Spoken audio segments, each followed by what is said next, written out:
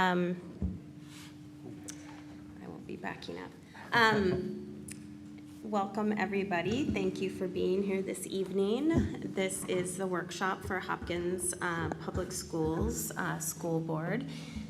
And we are really excited to have a conversation about school staffing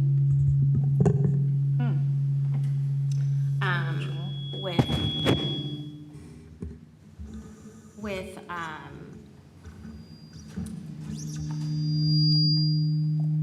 Principal Ness and are you assistant principal or principal? Emma Romaselli with us this evening. Thank you, and I think you agreed to come and talk to us about just kind of, we're all getting used to this predictive staffing model and just kind of having a more back and forth discussion about what it looks like at that level, since we're kind of sitting here on the table discussing it usually. So thank you so much for being here. And I will turn it over to Dr. Mary Perry. Thank you, Chair Andreessen. So good evening, board members and folks in the community who may be tuned in with us. Thank you for being here. So we are happy to have two of our fabulous principals with us, Principal Melissa Ness, who leads Eisenhower Elementary, Xingxing Juntos, and Principal Aromaselli, who leads North Middle School. And later on during the board meeting, we do have fiscal year 25 first read of our budget for our next fiscal year. And we thought that since we have transitioned from the budgeting process to the staffing process, which a lot of that happens at the school level, we thought it would be important for board members and folks listening in to have just a sense of what that process is at the school level. And one thing that's really interesting about it is, for example, when I started in my role 7 years ago, all of the schools' budgets were in a centralized budget package, and principals really did not have discretion or autonomy in their school budgets, and we've really tried to build both a model, a staffing model, as well as a process that is collaborative, where there are roles and decisions that school leaders take on, and there are roles and decisions that district leaders take, and then sometimes and very often we're working together. And the staffing process is very complex. There are a number of variables that principals and their leadership teams have to consider and navigate to try to really use their resources in a way that best serves our students. So I'm really happy to have both of you at the table, and we'll just hear just a few minutes from each of you and then let our board members ask questions. And thanks very much for being here. Thanks so much. Well, I will start with some general budget parameters and information, and then go into some elementary specific information, and then Principal Aromaselli will detail some secondary information for us. So just generally, the budgeting process starts at the site level when the principals are given the predictable staffing model, and principals are given that at a district budget meeting, and that model includes, as you probably know, general funds as well as specific federal funding sources, and it includes how much money we have available from each funding stream. It also includes specific positions that we have agreed are crucial to making successful schools, with some room for decision making. And so when we receive our predictable staffing model, our task at the building is to present that information to our stakeholders and make decisions about how to utilize the discretionary funding that we're allocated. And so at the elementary level, some factors that go into the decision-making process and to kind of outline the decision-making process. Each site has a building leadership team, provides input and feedback to how discretionary funding will be allocated. Also, as you may know, many of the funding streams have strict guidelines to follow. For example, any money that we spend from the Title I funding source needs to be directly aligned to our Title I school plan. The same thing with ADSIS. ADSIS has to be used for school-wide intervention. After we have solicited feedback from our building leadership team and other stakeholders, collaborative decision is made for how to use that discretionary funding.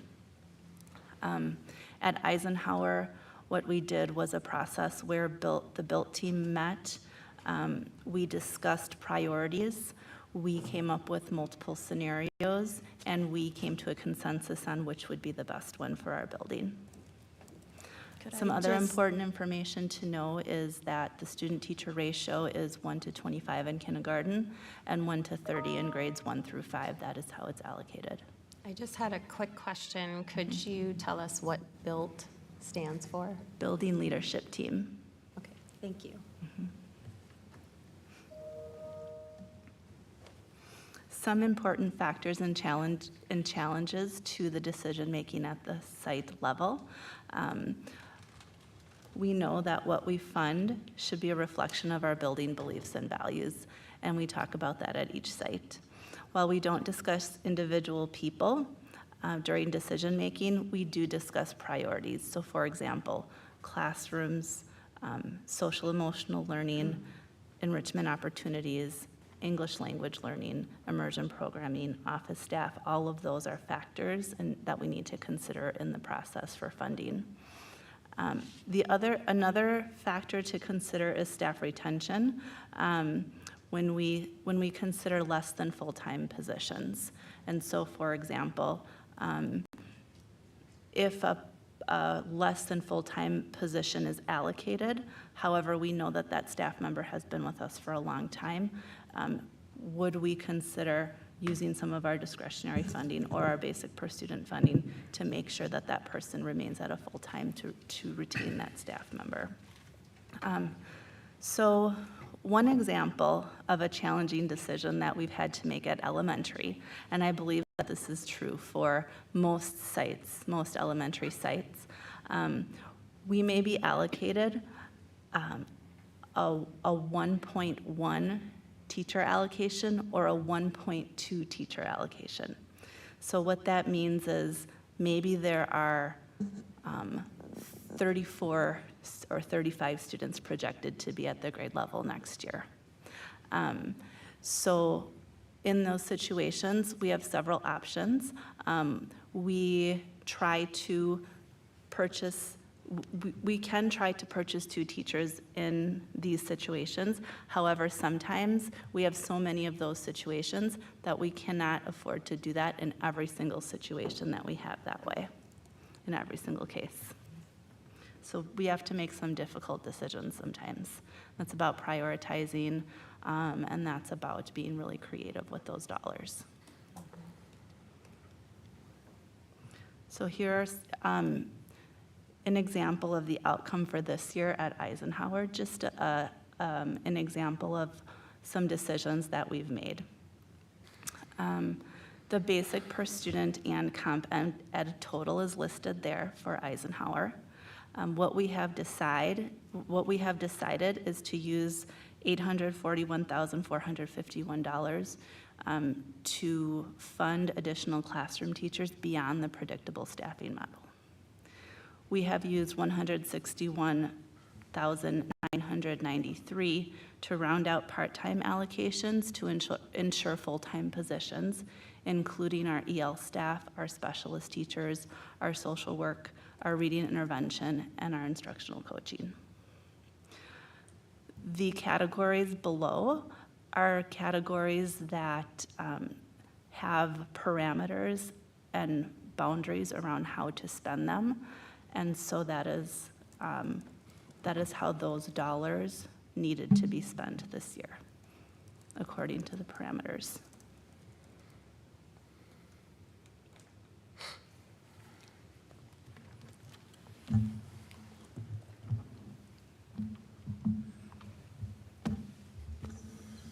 All right. So what I wanted to do was just take the opportunity, because I think at the secondary level, timeline becomes very important for us, simply for the reasons that we have students who are matriculating and coming into our buildings. And so in the case for secondary, being able to count the numbers really becomes important, right? Having a good sense of what the numbers will be like and predicting things we actually aren't super sure of, right?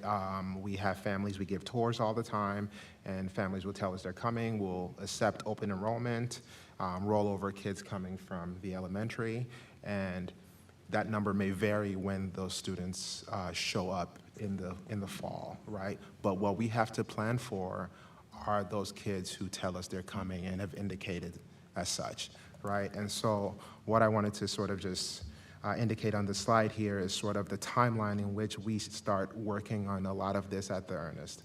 So before we even go for winter break in December, I usually will meet with, and secondary principals will usually meet with their counseling team, the administrators, and connect with their counterparts at whether it's the elementary or, in our case, for the high school, at the middle school. It's just to get a sense of how many kids potentially, and how we're gonna work through our registration process.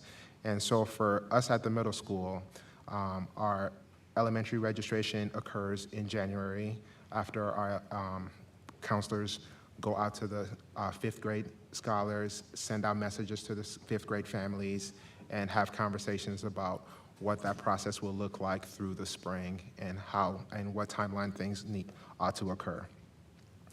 We conduct family informational sessions where we invite those elementary families into the building. We give tours, we share detail about our building and how we operate on a day-to-day basis to create a comfort level for families who are choosing us. We also do that for families who are looking into open enrollment to create that sense of comfort in the decision we are hoping they will make in choosing Hopkins and choosing North or West as a secondary school of choice. Our open enrollment application deadline typically is in mid-January, so that is essentially a deadline for families to get initial priority.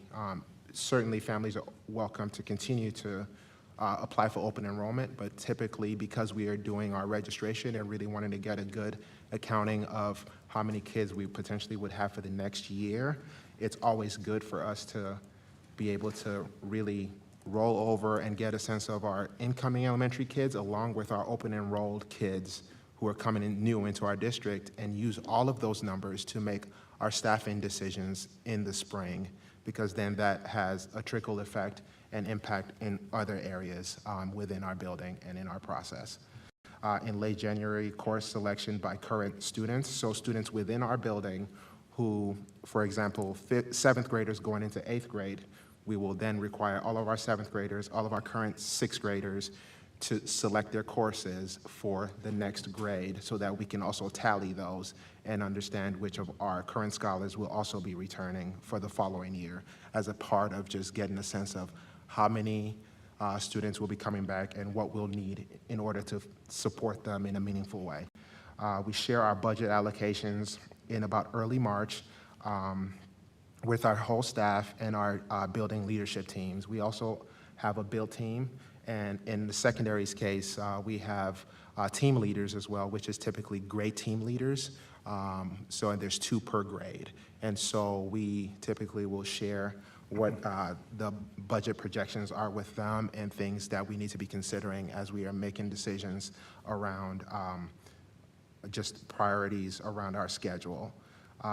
We always like to have these conversations once we get our budget projections with our entire staff. So I usually will use an entire staff meeting or call one so that our entire all of our teachers and all of our staff get a chance to put eyes on it and they can ask questions. We try not to get too specific, as depending on what decisions need to be made, we don't want to prematurely reveal potentially any impacts on specific individuals, because we want it to be an information session so that they can see how, as a whole, the district is going to be impacted regardless of what the budget may be.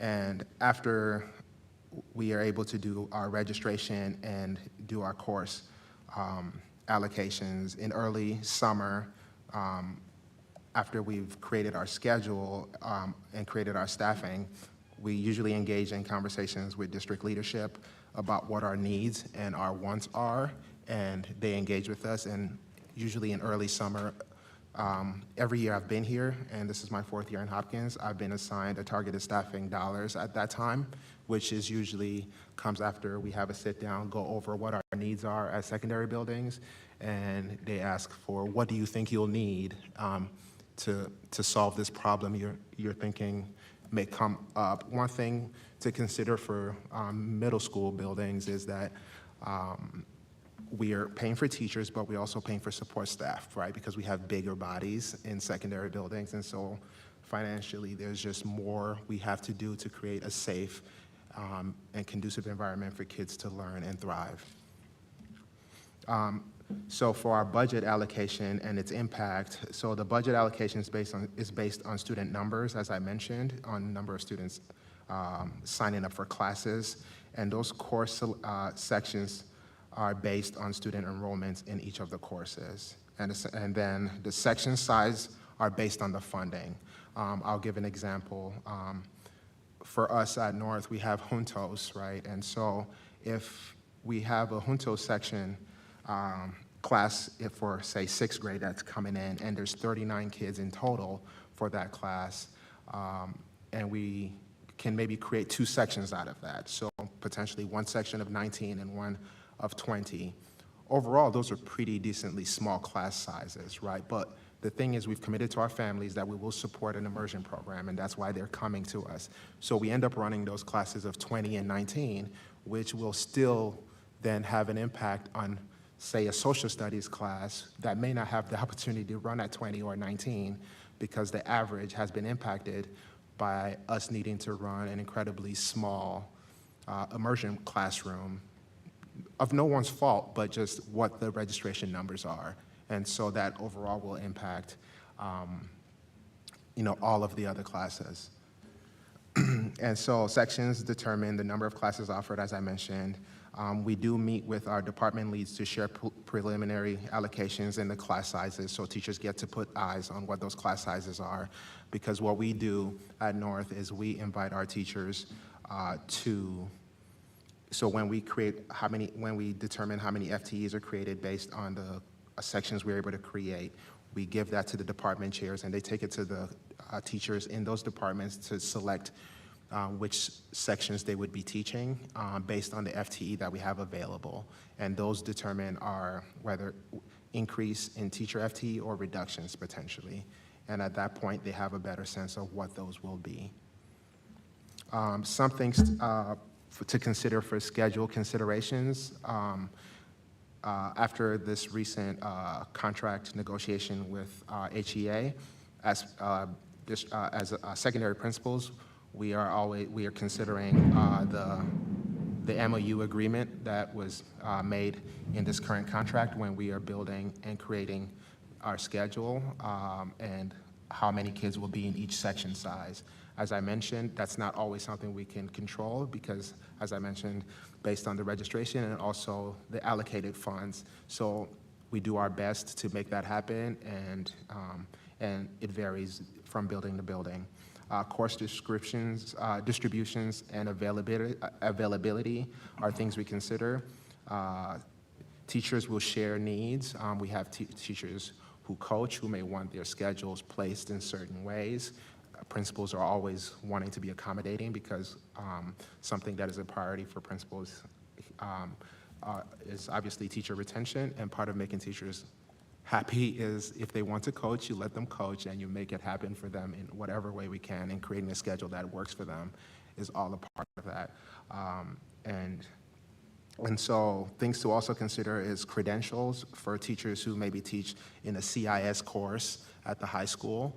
They have to be credentialed in a certain way. So the schedule that we have to build is based on people who are qualified to teach those courses. And if there aren't, we have to really go on a search to find teachers who can teach those courses. For example, as a Juntos building, I know I have to have native speakers or people who are close to native speaking when I staff my Juntos courses. So we really have to make a push to recruit highly qualified individuals for these roles, and that impacts how we schedule as well. And then CTE courses, for example, have restrictions on what the class sizes can be, as well as CIS classes, which is college in the schools. The University of Minnesota has restrictions on how large those classes can be. Just like the example I gave with the immersion, those classes end up being much smaller than all of the other courses, which then impacts how the funding shows up in other spaces and potentially the natural emotions that come with those impacts, and how the teachers are experiencing their classroom if they are not teaching CIS, Juntos, or a CTE course. So that's just a little bit of just a quick walkthrough of the things that we are thinking about as we build these schedules, and real human emotions really come into play, because these are tough decisions and we try to do it collectively, but we understand that nothing is perfect and it's a work in progress. Thank you. Absolutely. I appreciate that. Look into the different, there's just a lot of different priorities, it seems like, and very complicated. I just want to make sure I'm not jumping in on your presentation. Are you now Yeah, open for board questions or kind of I think we're back open and for forth? questions. Yes, We're open. absolutely. Okay, great, thanks. Before we Anyone? go to that, could you just talk a little bit more about the ways teachers and other staff are involved? So for example, today when I was shadowing Dr. Nolan, he had a meeting after school with the scheduling committee. So it was 10 teachers who are looking at collaborative planning time, length of specials, common pull-out and win intervention, and protected instructional time. And then he said all of the other staff are on one of 4 other committees, restorative practices, things like that. So what other opportunities do staff have to help with some of these bigger school-based decisions? At Eisenhower, when we presented the site budget, BILT was responsible, so our BILT team is made up of representatives. Each member of the BILT team is representative of a smaller group in the school. And so each BILT representative solicited and then gathered feedback from their group, and then brought that back for our next BILT meeting, where we came to a consensus around scenarios and budget decisions. We also have a scheduling committee at Eisenhower that met. I believe they met eight sessions to create the schedule for next year, 8-hour sessions all after school. And they met, and they had the same sort of parameters and as Gatewood, as you mentioned there. So it was about creating a schedule that reflected our beliefs and values as a school, while also taking into account the staffing that we have, and the time constraints and the barriers around time and logistics. Thank you. Yeah, similar with us. We have various touch points throughout the school year, as I sort of laid out, right, where teachers get a chance to be a part of the decision-making process and know exactly what is happening. We do our best to, we always give them the numbers that we are working with. Teachers have access to those. We share with them. We make a point to also present it at the general staff meeting, so it's not, because there's some people at the secondary who just choose to not maybe be on a build team, or be a part of a team leader group, or or a registration group, right? But we want them to have access to those similar points and information. So it's really important that we share it as a whole staff and share those slides with them. And we have small meetings and large meetings. We also meet with our HEA reps, representing all of our teachers when information comes through, whether or not, and in our case, our HEA reps are a part of BILT.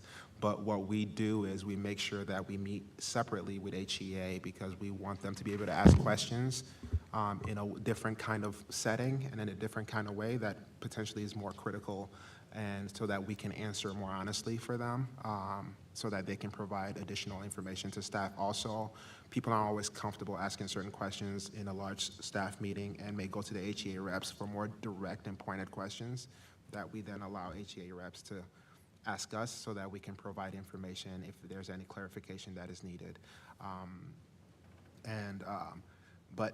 So there is transparency all through the process.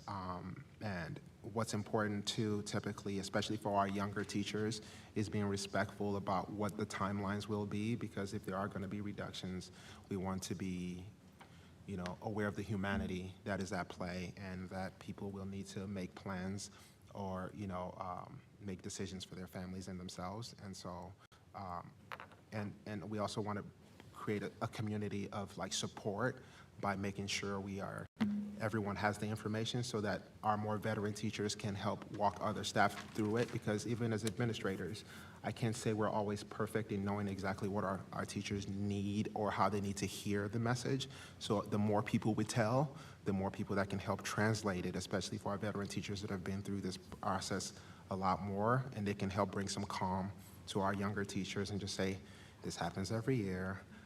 We'll know more by here and here, I promise you. And that happens a lot, and it's really helpful. And so it's definitely a partnership in creating a culture of support as we walk through our budgeting process, and walking through some of the uncertainties that come with it just naturally.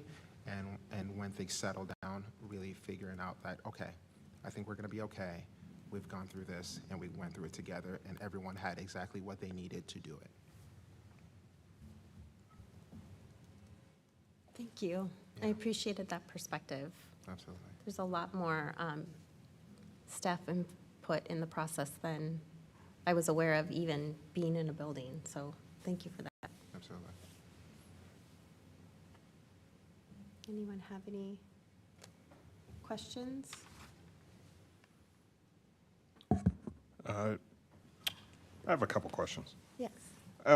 First question I have is, well, one, thank you guys for the presentation. Appreciate you taking your time out of your busy schedule to present this detail to us. Can you confirm if there's an HEA rep at each site? So Eisenhower, North, West, every site. So obviously this sounds to me more like a supply versus demand type of concern. And correct me if I'm wrong, just how I'm trying to digest the information that you presented sounds like supply versus demand.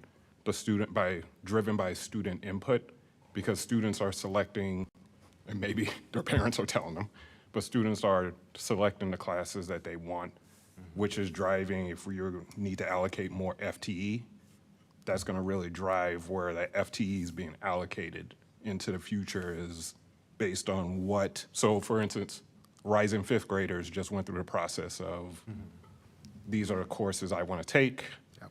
That tells the sites that this is what my child wants to take. I'm assuming for elementary, kindergarten, roundup is really your first opportunity to identify if a parent says we want to attend this particular site to send our child. And so again, I'm looking at it as more of like a supply versus demand.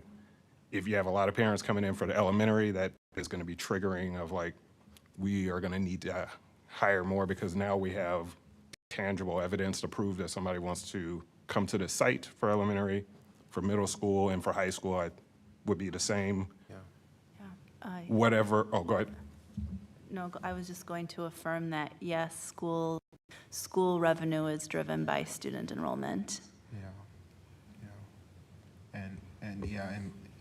And it shows up every year, right, in how the process sort of goes. And, for the high school, I worked in high schools for about 6 years before coming to Hopkins. And, when I did the schedule at the high school, and I don't think it's any different for Hopkins, right, their kids get to select their courses. And it's always hard to call kids if only 14 kids sign up for a class. And I go, hey kid, we can't run that class because only 14 kids signed up for it, right? Because in order to make sure that the funding is, we're getting more bang for our buck, for lack of a better term, right? We want to make sure that we're putting our funding towards classes that support at least, I don't know what, it's different everywhere, but, 20-ish kids and up, right? So that we are being able to support the needs of more kids rather than a very small group, right? But it could be a small passionate group, right? And that means it may create a little bit of unease for whatever the reason, but overall, the decisions that our leadership teams and our principals try to make is usually a decision that is better for the whole and supporting our staff as a whole as well. And the HEA rep is along in that process for transparency, so I don't want to say this incorrectly. I wouldn't say there's a surprise, but the HEA rep is aware of this transparency due to, okay, there's less demand here, i.e. that means Yeah. this area is probably at risk. Right, so we always share, that's why we do our registrations in the secondary in January, and that's why that timeline is so important, because as we move into staffing, we can share with them, hey, so social studies, we have 90 kids signed up for this class, so what we're going to do is we're going to see if we can get it to, 3 sections of 30, right? And then try to see what other needs are in other departments, right? But as we start to do that, and that 3 sections of 30 may mean a teacher gets to a 1.0 FTE or maybe just falls just under. But we have to make sure that we're funding all of the various subject areas in a way that gives us as little number of students that minimizes the class sizes as much as possible. Thank you. Appreciate you both. Vice Chair Ross, I just wanted to clarify that all of our buildings do have union representation, but it's not necessarily true that all union reps sit on the building instructional leadership teams. Sometimes there is that overlap, but sometimes there isn't. Thank you for that clarification. Thank you. I just wanted to quick follow-up on having had now my second high schooler in Hopkins. I think that I've always appreciated as a parent that teachers having this information during the registration process, because I was told several times in classes that my kids were signing up for electives that the teacher told them there may not be enough kids, make sure you have a backup. And Hopkins has a lot of backup for kids who want to explore different interest areas. So I think it's really nice that that information is shared across the instructional team, because then parents and students can become aware of that possibility that you won't be able to take this class in the building, but we have other options for you to follow that passion and pursue that interest of yours. Absolutely. So it's nice that we do it up front.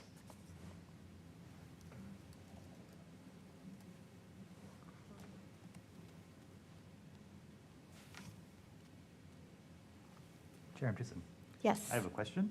Yeah.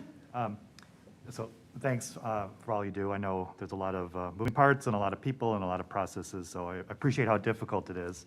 My question is there a process where, especially at the elementary level, is there like a certain need, right, like a very specific need? Do you talk across schools to say like, hey, I need a Spanish speaker, or I need somebody who's good at this or that or the other thing? Is there kind of like inner building trades that happen? There are. Okay. A lot. Okay. It happens frequently with our specials teachers, because, for example, if one school's allocated a 0.6 music teacher based on enrollment, but another school's allocated 0.3, and you want to give that person a full-time position, principals will talk about how to ensure staffing across buildings that way. We do that a lot. We also do that with our language teachers as well. Mm-hmm. Yeah. We share a handful of teachers with West and the high school, And so, like, as I mentioned, that really impacts how we schedule and build schedules because we often, currently we share a French teacher with a high school. And so that teacher is in our building every other day and then at the high school for a certain time. So when we build a schedule, we start with those more complex schedules to build to make sure that we give that teacher and make that work and transitioning back and forth as easy as possible for our staff because we realize they're needing to travel. I think it's important to know that it happens both informally and systematically, so the principals are in close contact with their staffing needs, but also Dr. Lightfoot facilitates staffing conversations at our weekly budgeting meetings where principal by principal, school by school, we go over what the staffing needs are and what the less than 1.0 FTEs are in case we can share or, yeah. Thank you. Chair Andreessen, Yeah. if I could ask a question. Thanks for the presentation, and, clearly a lot of thought goes into it. So I heard a lot about teachers, how students and their class sizes and choices for coursework affects how this plays out. One thing I didn't hear about was how admin needs are determined. So could you talk about like how many assistant principals you each have at your schools, and when would it be determined that more admin support is needed at your school? Admin is allocated by the predictable staffing model. So all sites are given a principal, and then based on enrollment, some sites are also allocated associate principals. And so at Eisenhower, I do have one associate principal. Similar to for North, based on our enrollment, based on the PSM, we get a principal, and then we are allocated a 1.5 principal for our needs. Thank you. So just to add to that, so based on enrollment, our high school has 3 associate principals. That's for 2,000 students.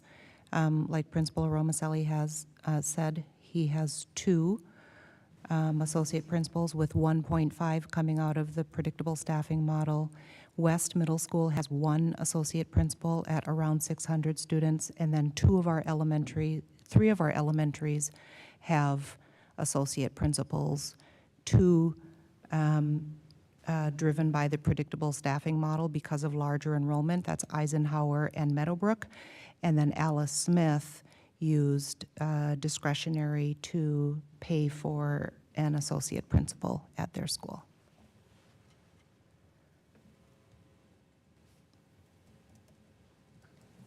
Thank you for that. I had a question that is about how are district priorities implemented by you in your buildings as far as staffing goes? Like, I'm thinking school-wide enrichment, mental health and social emotional supports. How are we doing that how are you managing that piece? Yeah, great slide. So at Eisenhower, we have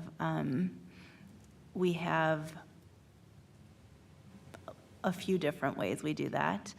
One is with our ADSIS funds, that funds intervention. We do fund a general social worker through that to allow for tier 3 interventions in the general education setting for social emotional needs.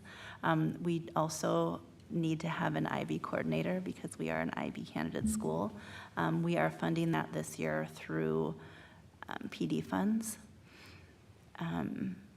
Our restorative practices staffing is funded through achievement and integration. And that's true for all of the schools. And I think we also have a STEAM specials teacher. Yeah.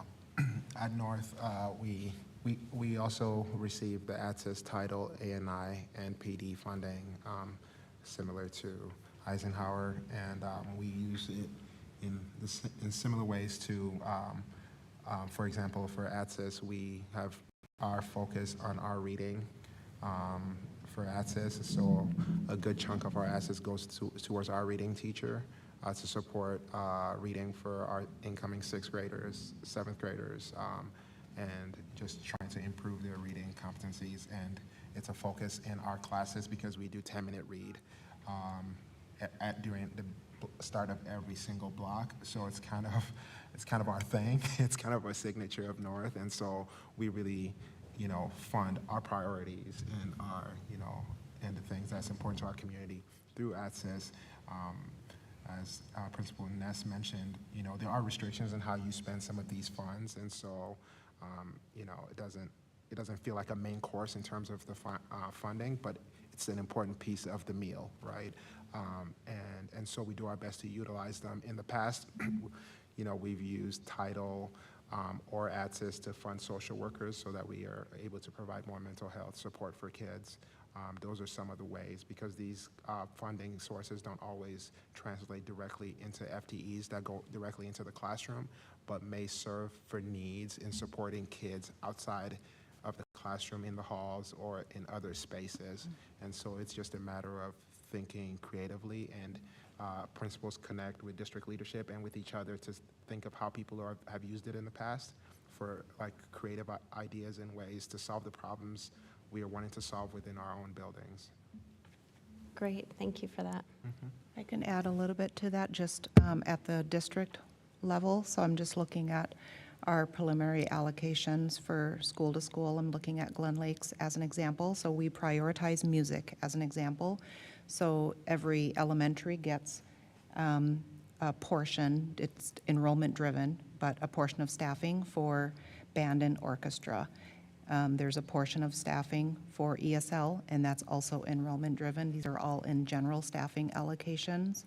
Restorative practitioner, instructional coach, because we are prioritizing restorative culture and practices, and we're also prioritizing instructional support for teachers. So those allocations are part of the general staffing allocation.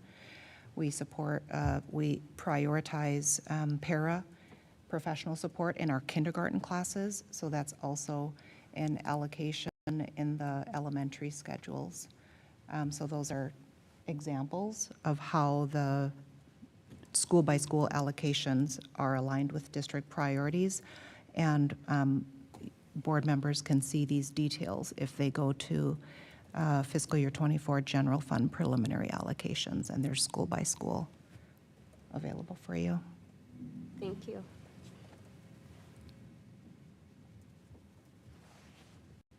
Anyone else have any comments or questions? I don't see any. Thank you so much for being here tonight. It was Thank you for really having us. informative. Thank you. And I don't envy you your job every spring. Thank you. Thanks for the support. Thank you. Thank you, Melissa. Thank you, Julius. Thank you. Get home safely.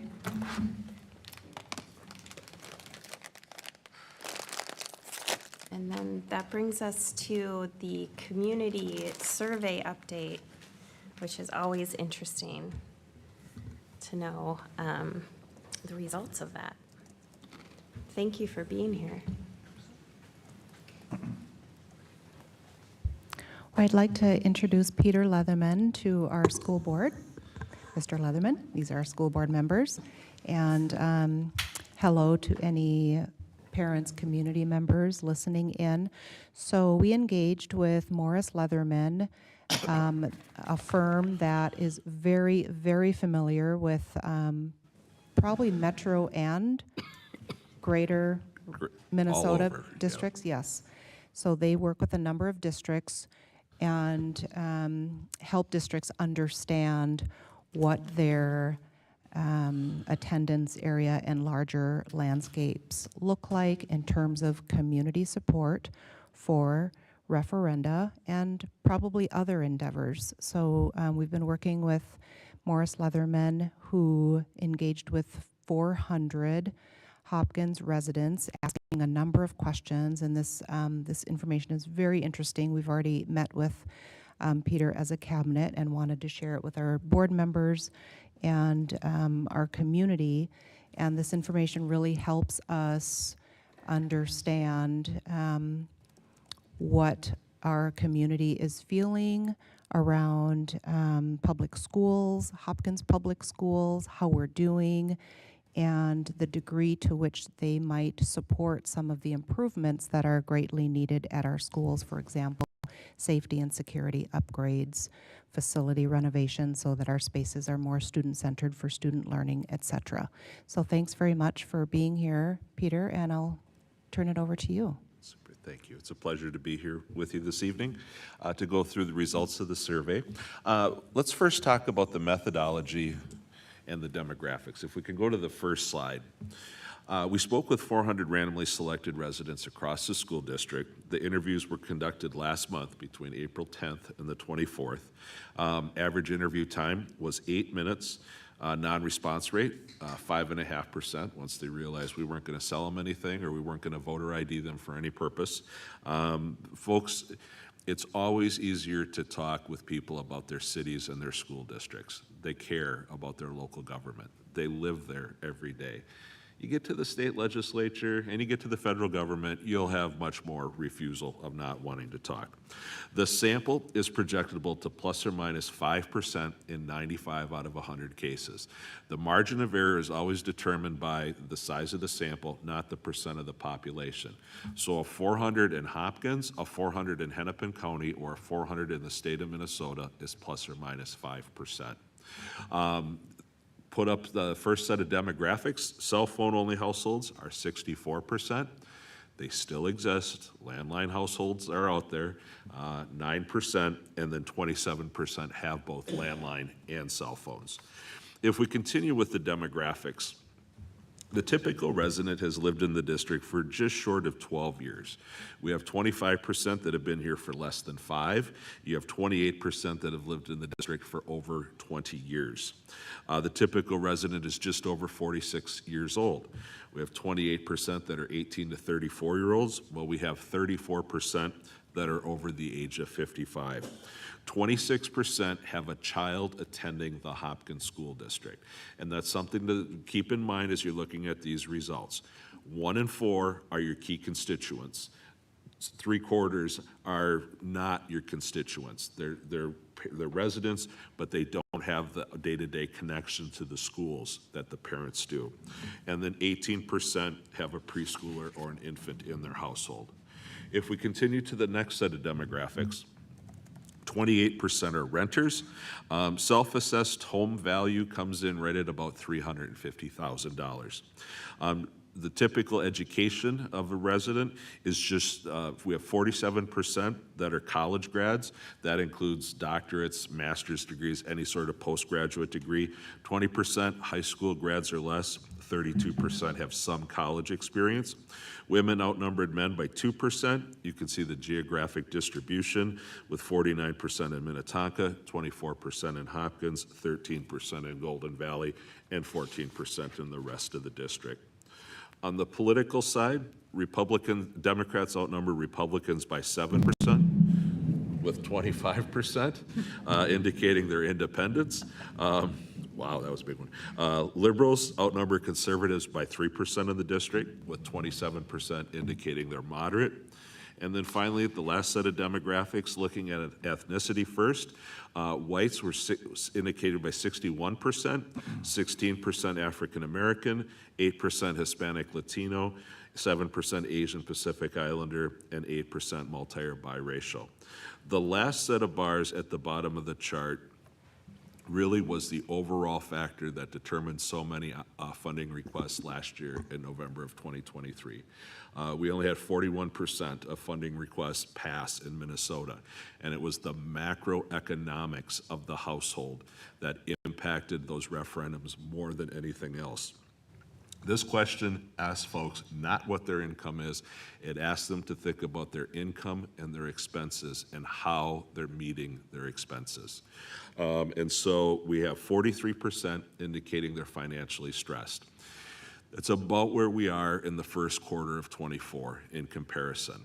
2023 by the first quarter last year, we were at 58% financially stressed. It was the highest level of financially stressed going back to the recession of 2008, 2009. It's come down. We're in the mid-40s right now, so it's on the right track. But to keep in mind, before the pandemic, the norm was 26%. So we're still up almost 20 points from where we were before the pandemic. The key on that question and why it impacts districts on funding requests so much, the higher that number is, the more folks you have in the district that would support something, they can't afford to support something. It's not a decision being made of anything about what's being asked for, their feelings on the school district. It's impacted their ability to afford any sort of tax increase. Normally at this point, before we go into the survey, I ask any questions on methodology or demographics? All good? All right, survey says, a couple open-endeds, just to get people thinking about the district. First off, what do folks like most about the Hopkins schools? 17% indicate good teachers, right at the top. But if we combine the variety of programs and the broad curriculum, we have 22% that are reacting to what's being taught in the classroom is what they value the most. And then if we combine the good academics, the excellent academics, we have about 15% in high achievement, we have about 25% in the category of the quality of academics. This one varies. Some districts are very focused on programs, some on personnel, some on academic quality.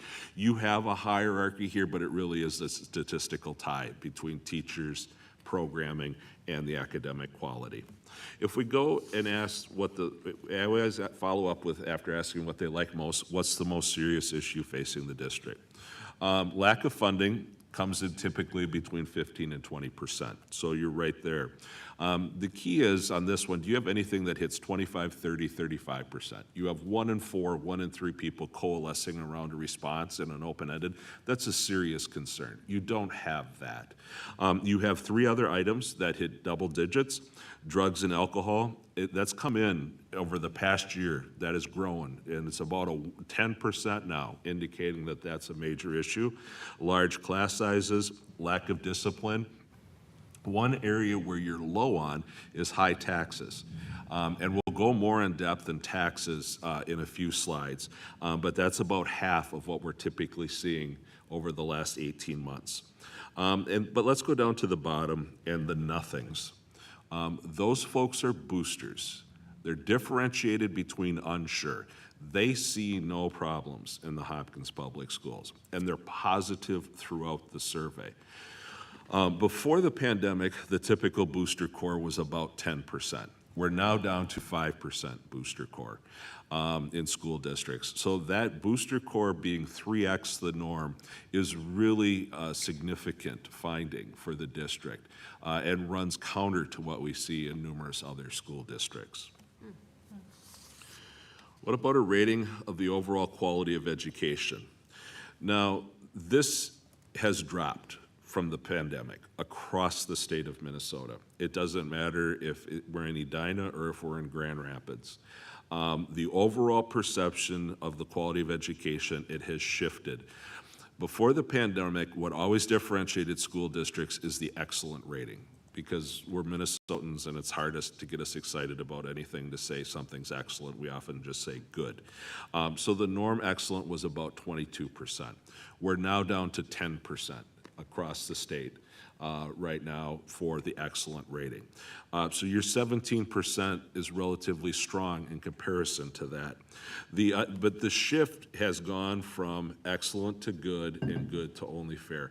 And so much of it is based, when we go in depth of the statewide surveys that we share with AMSD and C, those organizations, it's driven by non-parents and proficiency on test scores that's reported.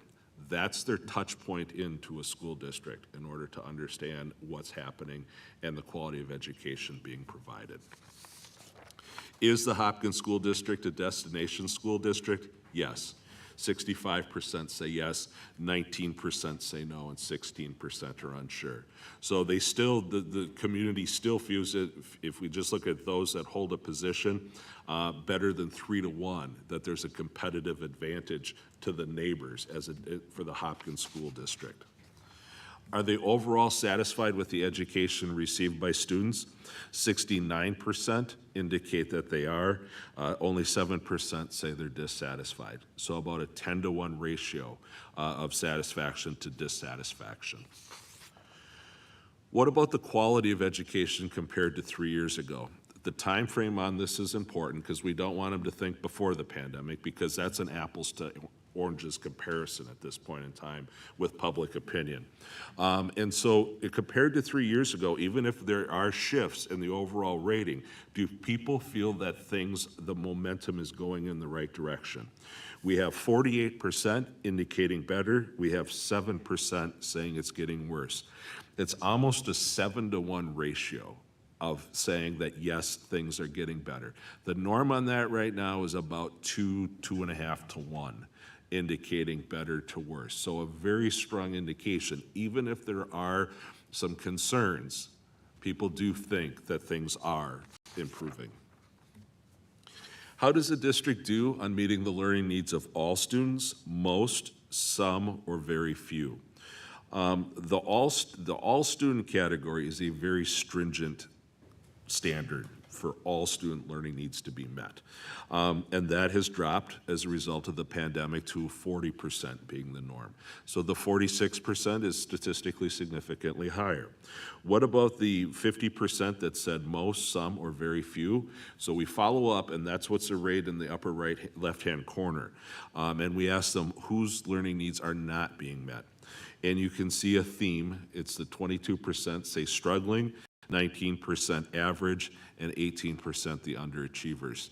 And that is consistent throughout the state. Those 3 categories lead every list coming out of the pandemic if there is a gap in meeting students' learning needs within a school district.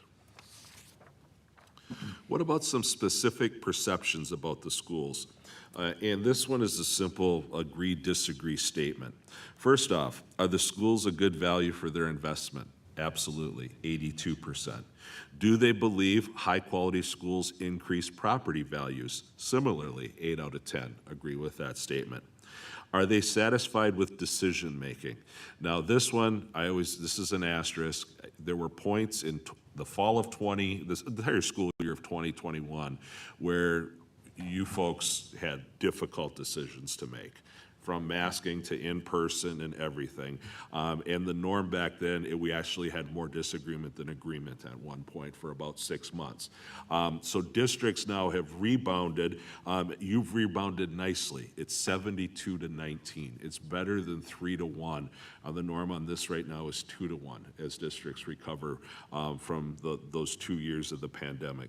Do they trust you to do what's right for children? This also suffered the first part of the pandemic, and you've netted out very strongly here on a 6 to 1 ratio of agreement to disagreement. And one that you're very counter and you're very high on is the job done involving the community. This dropped simply because it became difficult to involve the community. We weren't meeting in person, and we hadn't gone back to normal. So the norm dropped on this one down into the high 60s. Your 79% is one of the highest of people feeling that that you do a good job of involving them in decisions facing the school district. Let's look at some perceptions around finances. Does the district do a good job of spending taxpayers' money effectively and efficiently? 73% agree with that statement. The norm on that right now is 58%. You're 15 points higher. Do you consider a property tax increase or a funding request only as a last resort? 71-22. The norm on this is hard to target because it depends on when the last funding request was. In a district. If it was just last year, it's going to be impacted and drive down the agreement in the school district. Is the district honest about spending? 72%. Norm on that is 65%. And the last question is kind of, I call this dipping our toes in the water of referendum. The question is, the schools are a good investment, and I would support a property tax increase to protect that investment. I'm not so much interested in the agreement, it's the disagreement, because that is your core opposition in a school district. Keep in mind, we haven't told them if it's a bond referendum, an operating levy, if it's $5 a month or $5 a year. These folks are disagreeing that they're not going to support a property tax increase for any purpose. The 23% is very manageable.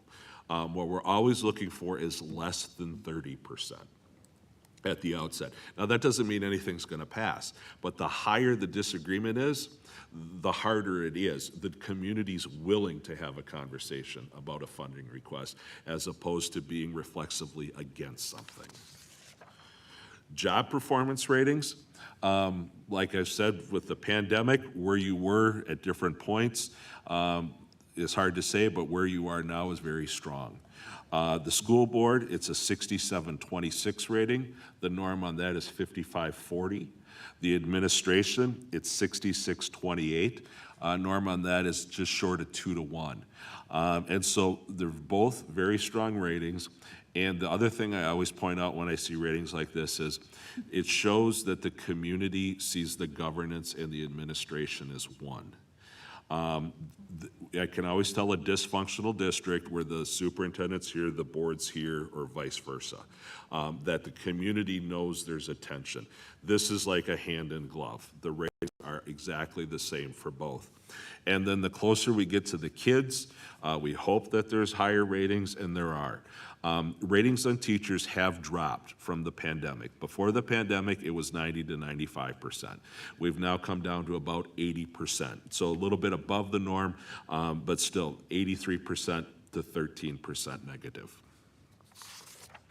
Overall assessment and financial management, 57% rated it favorably, 37% unfavorably. The norm on this is 50%. And so when we look back at those other questions we ask about finances and the handling and the honesty, the district does have a very solid reservoir of goodwill and has a large amount of financial credibility in the minds of residents. I mentioned property taxes as a top of the mind response, and you were about half of what we were seeing. A little background on the reason for why we're seeing what we're seeing. Spring of 22, folks got their property tax statements and they were thrilled. Assessment went up 20-25%. They had a lot more value in their home. I think only about 2 people in the state of Minnesota realized that that was going to impact their property tax statements when they opened them November 15th. And it's literally like somebody flipped a light switch on property tax hostility. I mean, we're going back now to the late 90s in polling when we look at where property tax hostility is. It went from about a norm of 42% high in 22 to the current norm of 58%, saying my taxes are high. You're one of the few districts, though, and there's a margin of error, but you still have less than 50% saying their taxes are high. It's 49%. So about 10 points lower than the norm. So I classify you as tax sensitive.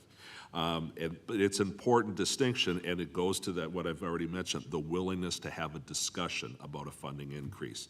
The good news also is that if we look at their perception of school taxes, we go from 49 to 44%. So that's telling us that if they have animus on property taxes, it's directed at the city or the county, not so much the school district. That's the good news. The bad news is you're pretty much the only show in town that has to go and ask for the public to support a funding increase. So that's the state on property taxes. You're not as hostile. And just to give you an idea, the highest I have in the last year is one community on the east side has 77% in the very high and somewhat high category. That's a poisonous tax environment. And obviously they failed their local sales tax option last fall. Is the district adequately funded? This is really fascinating, considering what the legislature did last year. What happened in 21 after that session, and Governor Walz talking about the largest funding in the state of Minnesota state history, Districts that were going for referendum that fall, in the springtime, their survey had 45% saying yes, they were adequately funded. By the fall, 75% said they were adequately funded because the governor said they were. This time, the impact of last legislative session has been mitigated quite a bit. And I think a lot of it has to do with the messaging coming from St. Paul, but also combined with all the budget cuts districts are going through right now and people hearing about them. So we only have 37% agreeing that the district's adequately funded and a flat majority saying, no, they're not, in light of the 2023 legislative session. Let's switch over now to facilities. Do folks believe the buildings and facilities meet the needs of educating today's children? Yes, they do. 81% indicate yes, 10% say no. It's a soft yes. You can see it's 25% strong yes to 56% soft yes. But they do believe that they do meet the needs. So any improvements, and as you do the discussion and the planning process on facilities, the discussion isn't that things are terrible and they need to be fixed. It's how are we going to move people from yes to strong yes, and keeping in mind in the background what people value.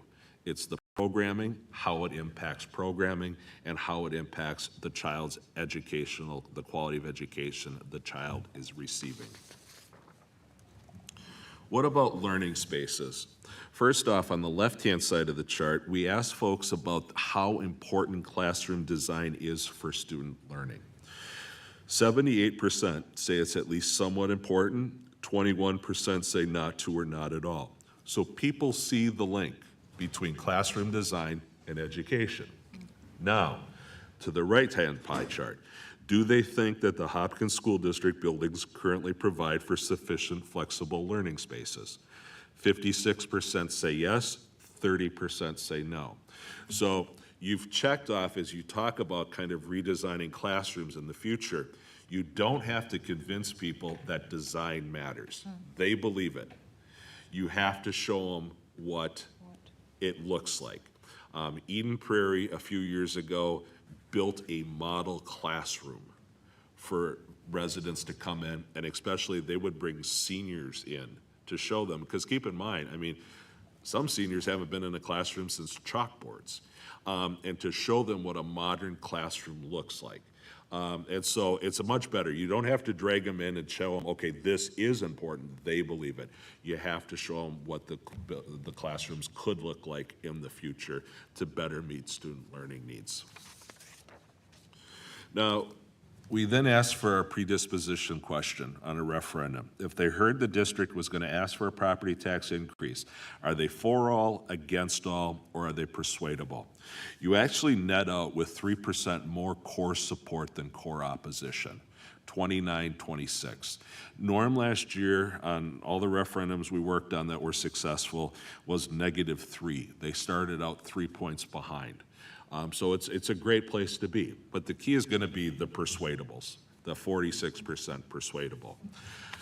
If we go to the next question, we flesh out 2% Minnesota Nice, because we had 26% saying concept that they wouldn't support a property tax increase. We asked for a dollar amount. Now we have 28% saying, okay, nothing. That nothing, though, we always want it to be under 35% at the outset. You're well below that. If we then look at the dollar amount people are willing to support, we have 11% at 3, 19% at 6, 17 at 9, and we actually have 20%, the highest category, at 12 or above.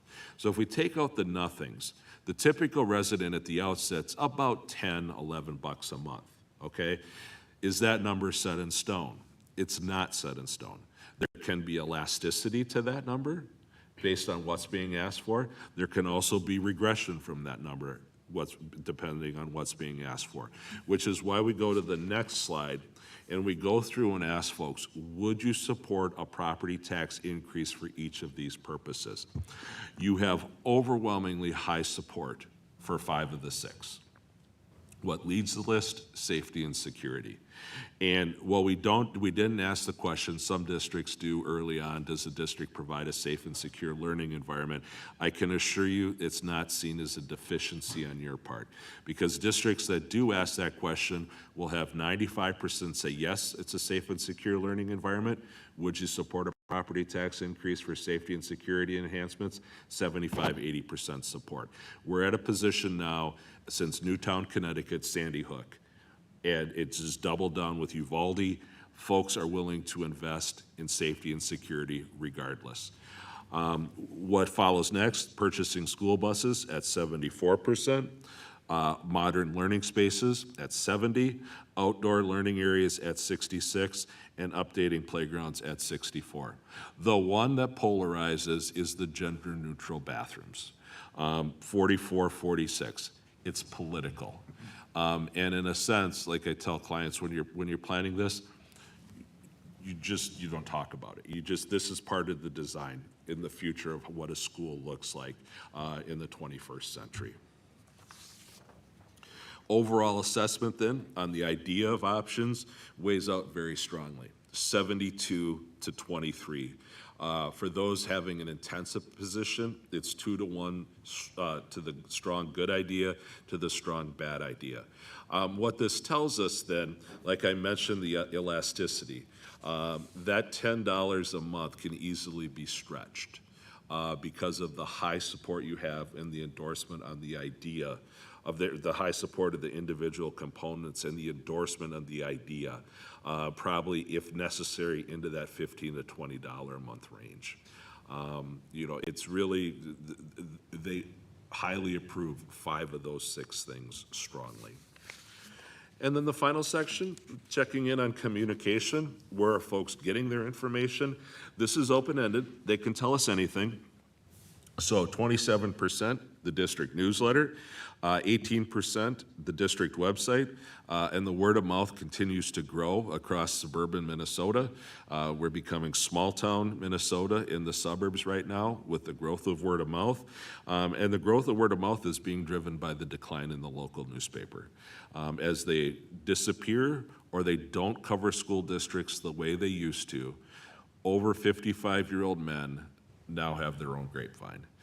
They used to rely on the paper. It's not there. The traditional grapevine for schools was always young parents, either with ECFE or youth sports. It's expanded. There are some districts now that word of mouth is the #1 source of information in the metro area. Continuing down then, we have mailings, social media, email, staff, and cable television. What's the most effective source for a resident to get their information from the district? If we go to the next slide. This one, I simply look at it as a print versus electronic. Do they want to hold something in their hands? 33% say mailed newsletter, 11% say local newspaper. So we have 44% that want something in their hands. Do they want to push a button on a screen? 19% website, social media 11, email 10, e-newsletter 10. So we have 50% that are in the category of electronic. So you have to do both, and there are very specific demographics tied into both of those groups.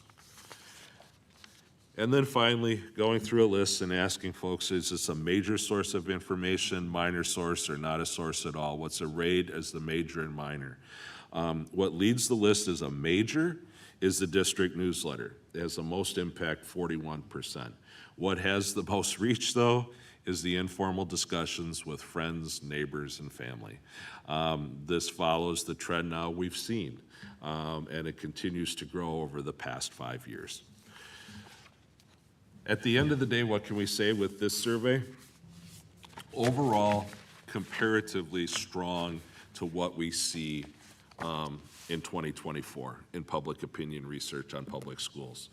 And as you look forward to potentially a facilities plan, the residents are willing to have the conversation. There's support out there for a tax increase. The core opposition is at minimal levels that we see that are not going to be reflexively, you're not going to have to clear that hurdle.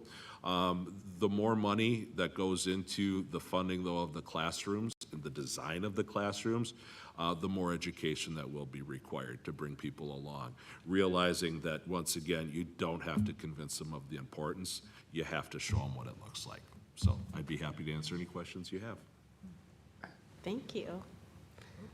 I always appreciate your presentations and surveys.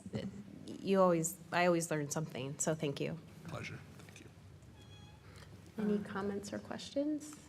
Chair Andreessen, may I ask Yes. 2 quick questions? One, so well, thank you so much for the survey. It was very informative. And just reading through, I think data tells stories. And thank you for, your numbers. So great job with that one.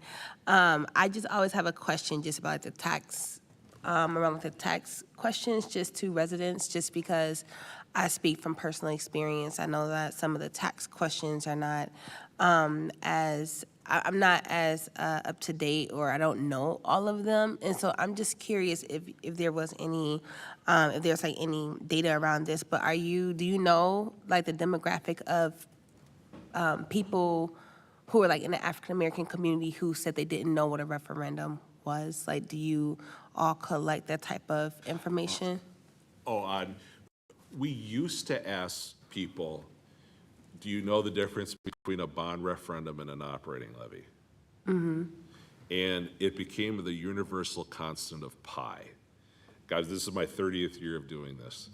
It was 20% new, because we'd asked them, what is the difference? And 80% had no idea. And there was no demographic differences, and so we just quit asking it. It was just it was a worthless question. The district has to go out and educate on it regardless. Bond for buildings, levies for learning. And then you throw in a capital projects or a tech levy, people see it as all one pot of money. And so, I'll work with the district. We did a bond referendum last year. They're coming back for an operating levy this year. And people say, well, we just voted, we gave you this money. Well, no, those are different pots. So we used to ask it. We don't anymore, simply because it was a waste of the client's money, since we charge by the question. Absolutely. And then, so are these questions, designed with the school district, kind of like get like a certain, like the questions that are asked, is it leading to, I wouldn't even say leading to, but like how, like what is the design process around the questions? Oh, it's a back and forth process with the school district. Okay. If they want to, we have questions we've asked historically. If they want to ask the same questions, we include those questions. Then like the bond referendum section, that came from the district. They always tell me what they want to learn, regardless of the district. The only thing I insist on is I have control over the writing of the question, because I can write a question to elicit whatever answer you want, but if it's not neutrally worded, the survey doesn't help anybody. And so I just want to make sure the survey is neutral and understandable to residents, because what we do is we go out and pre-test the survey. And they're not included in the 400 sample. So the first night of calls, we go out and talk to 30 or 40 people, go through the survey and ask, do you have any questions? Does this make sense? Especially with education, no slight, but there's a lot of acronyms. And people just, they don't understand it. So we want to make sure we're asking what we think we're asking. And that's really the part, but the district always tells us what they want to learn.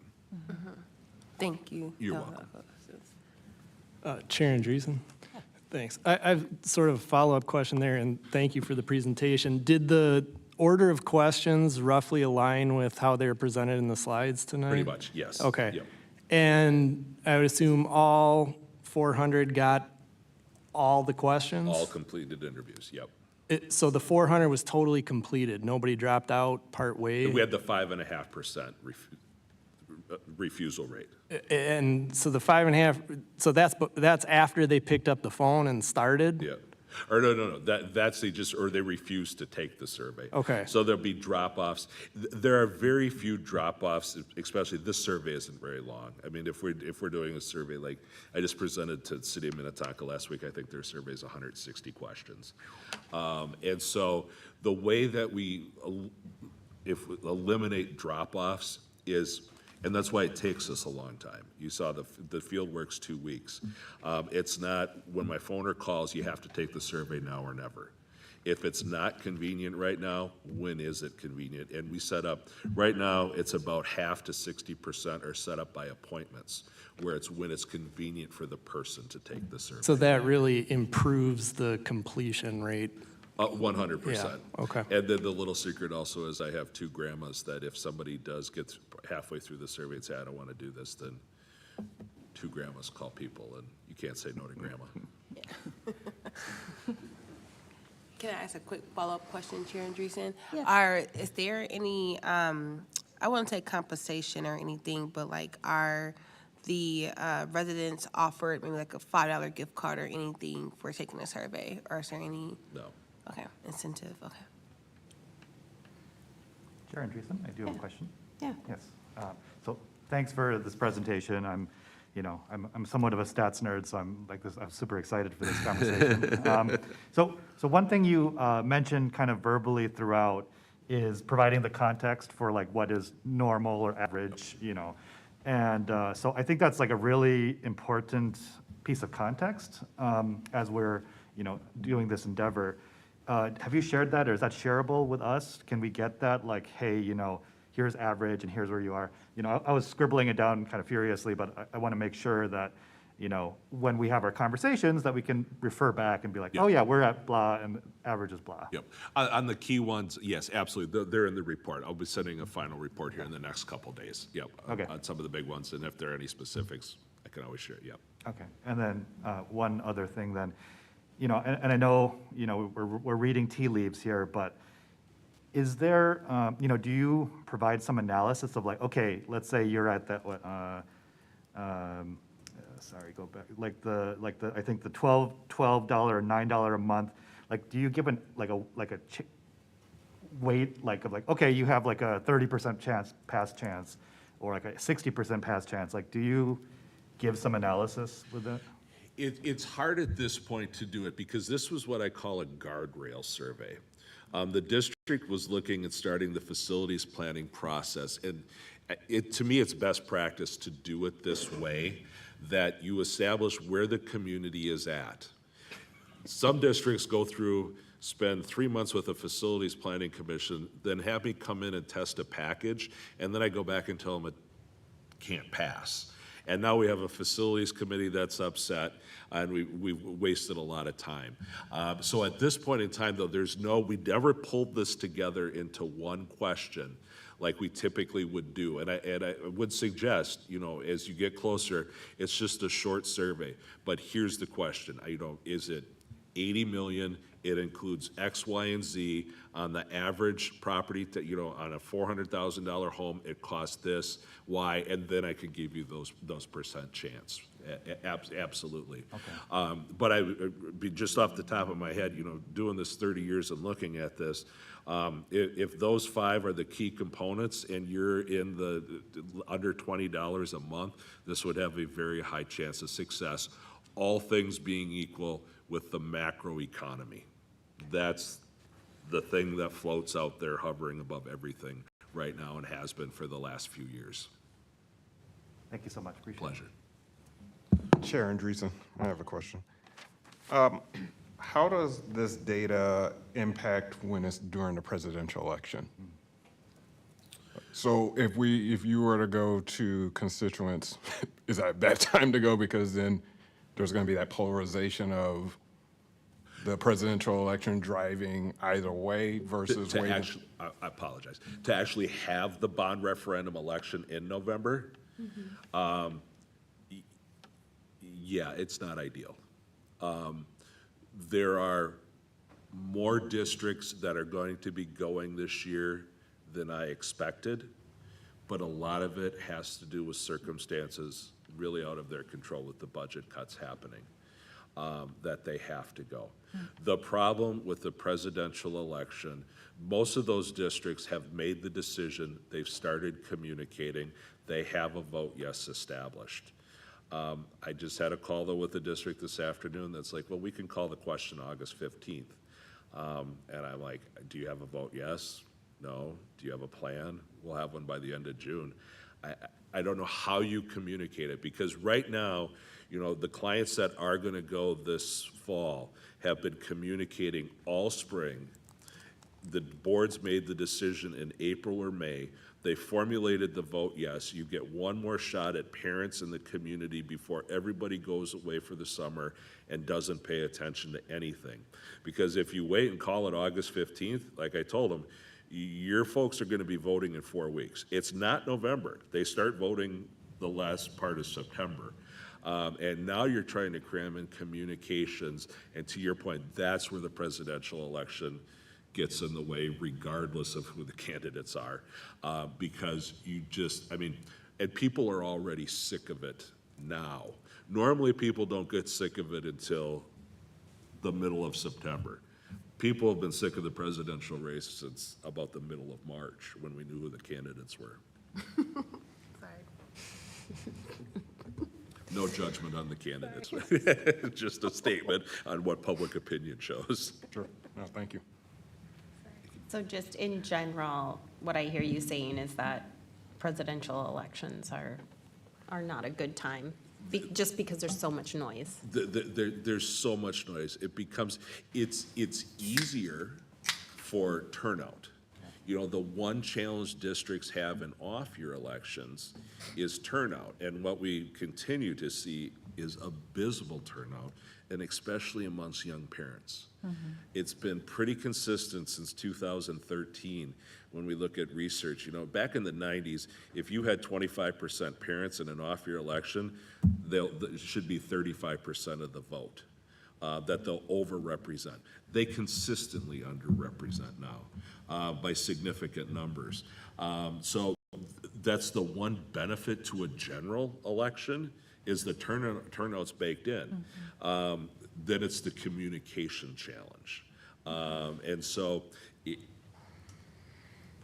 it's not ideal. It really isn't at this point in time. There's too much at play, and districts are going to have a hard time this fall to cut through this noise. I did have one question on this additional funding slide. And I am not a statistics nerd, so you'll have to walk me through. Just looking at it, I got alarmed by the 28% that says nothing. Yeah. But when you're talking, you said to disregard that. So can you explain more of why it's okay to disregard that? Well, keep in mind, when we asked that first question earlier on, I talked about dipping our toe in the water referendum. I think we had 22% just in concept say they're not going to support a property tax increase. Okay? And then we got. Aligns with. Yeah, and then we get to the dollar amount. So I talk about fleshing out the Minnesota nice. I don't want to tell somebody I'm not going to support public schools, but now you ask for a dollar amount, and I'm kind of put into a box. And so now we go to 28%. So that's the core opposition that are never going to support. The key on that is kind of the rule my business partner made years ago. When you get to 35%, more than a third, in concept, will not support a property tax increase, that doesn't give you a lot of room. And so that's why we just always have that threshold. You know, whenever it's under 30%, it's not that, you know, in an off year, they have more impact. Absolutely. Which caused some of the problems last year with some school districts, especially. I mean, there was one suburban area, metro area school district, the turnout was 8% in an off year. 8%. So then that group can have a larger impact. But as a whole, because it's not growing, you know, it's about 1 in 4 in the district. And that's why, you know, they're there. But it's not at a level that's concerning from our perspective. Okay, thank you for that clarification. Yep. Chair Andreessen, can I ask one more quick question? When you were mentioning talking to other boards who are, thinking about doing it and they're down the road, and you said, do you have a vote yes? That means an organization of boosters who are gonna push people to vote yes? Yep. Okay. Yeah, because the district can only communicate we're voting to vote. You need boosters in the community to go out and say, vote yes, and to tell the why on the vote yes. Thank you both for that clarification. That was my question as well. Because that's like, we can educate Can educate. that there's something to vote on, but we can't say either. You just can't, you can say vote, just not vote yes. Chair Andreessen, I just wanted to bring closure to the timing factor. So because of the significant turnout that does occur in a general election, initially we were considering November of '24, but after consulting with Peter and also with our referendum committee, we thought that there are a number of other variables at play, and we want to be intentional around the facility planning. So we do think it's best to identify some other dates and then work with our school board to land on a date. So the other options are February 25, March 25, May 25, August 25, and November 25. So we'll work with you all on what we think is a more ideal timeline. Great. Thank you for that clarifying. Anybody else have any questions or comments? No? Well, thank you so much for being here and providing your insights. I'm eager to see the report. Excellent. I will get that out before the holiday here this weekend. Great, thank you. Thank you all. Thank you, Peter.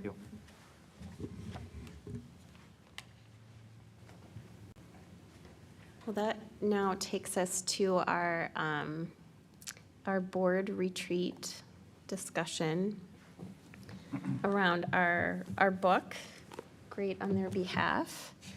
And I want to again apologize for the fact that I may be coughing throughout this. And yeah, I just wanted to talk a little bit about how we're conducting these discussions. I know some of us at the board table have gone through circles that have been, professionally mediated by our restorative practices specialists in each of our buildings. And so we have more of a background, and I personally have been trained in what's called the Circle Way, which is a practice that I think lends itself very well to school board work, because it's the tagline is a leader in every chair, and it's a way to bring collective strength and abundance into practice of community and meeting and talking about community needs. And so with that, one of the ways that you come into circle together is to have agreements, and I sent them out to everybody here. I just wanted to give anyone an opportunity to either add to those agreements or change or modify them in any way. It would be, now would be a good time to do that. Nobody has anything? Great. And then one of the ways that we can do it, especially if you have limited time to enter into a circle, is to just do a quick check-in. It's usually 1 or 2 words, just so that people, if there's anything kind of weighing on you that you want to bring, or something that you want to bring into the circle, that's the opportunity to do it. Then we do exploration, which is talking more deeply about the topic before us. And for us, it is the section 2. Is it section 2? Part 2, Section 1. Part 2, Section 1. Thank you, Director Roper. of the book. So we will be exploring that. And I did go through, and when I was reading, just kind of really tried to dive into what might be a good question to explore around the questions that they ask in the chapters. And then we will close out by doing a checkout, which is, again, just a short takeaway that you're carrying with you from this discussion. So if everyone's okay, we can get started with a check-in. So I am thinking that for some of us, there might be things brewing in the back of our brain, weather-related. So just wondering if anyone has anything they'd like to kind of just get out there and that you're worried about this evening as we're sitting here at the board table. And we can start with you, Director Ross, and go around the circle. Nothing for me. I'll pass it over to my left. No, not really. Great. Grace? Oh, sure. I don't know. I'm doing good. No concerns. Good. You're not worried that we might have to go to the bathrooms down the hall? I mean, I'm here for the long run, so if we're doing it, we're doing it. Great. Also doing good. My dog is terrified of thunderstorms, but I got a text from my wife that she got Benadryl on hand, and so they're getting through it, so. Oh, good. Do they do the little thunder coat? No, I need to get one of those, though. Those are so cute. Okay. I'm doing good. If I was 5 and this was happening, I would be under like the table. But since I've studied climate change for so long, I think I'm okay. So. I am grateful to family members that are sitting with my kids so that they're not home alone during this. So that has relieved any weather-related anxiety that I have. Great. I'm good. I mentioned tornadoes yesterday to my daughter, and then she was scared to come to school today, so I was hoping that she wouldn't be worried about it all day in school. I'm just glad she's home. Yeah, and I'm just hoping the water in the basement stays at a trickle. So, great. I hope everyone got a chance to at least kind of skim through these chapters. And in full disclosure, which was modeled quite nicely by Director Roper last session, I did not get all the way through. So I was, though, found very provocative the idea of this concept of asking ourselves questions as board members, and my favorite one, and if this isn't an exploration you all want to do with me, was what are you pretending? And what I will present for an exploration is if anyone wants to pick, I will just read the section where it kind of encapsulates it. And it is in the it's in the focused mindset. So student outcomes don't change until adult behaviors change. What page? Page 93. And it says, if you have not fully internalized the notion that student outcomes don't change until my behaviors change, then nothing else in this book will help you serve children. The remainder is written with that as the foundation. So if you're still struggling to answer any of those questions, behavior, benefit, cost, pretending, new behavior, go back and reread this chapter until you can. So one of the things that I thought would be great to explore together as a school board is which of these questions most resonated with you and why? Are we talking about like the pretending? Which question? Yeah, like which of the questions? So mine was pretending, but there's one on what is your behavior? Like he used the example of the physicians that were working on cadavers and then delivered babies. So the question is what is an example of a time when my choices, my adult behavior, may have made it harder for students to be successful? And then there's a question after behaviors is what was the benefit to me for making that, having that behavior? Then the other question is, what is the cost to students for my behavior?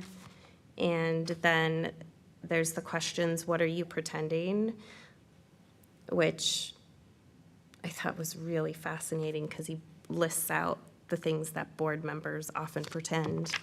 And then the other one is, what are new behaviors I can choose that will create new possibilities for our students?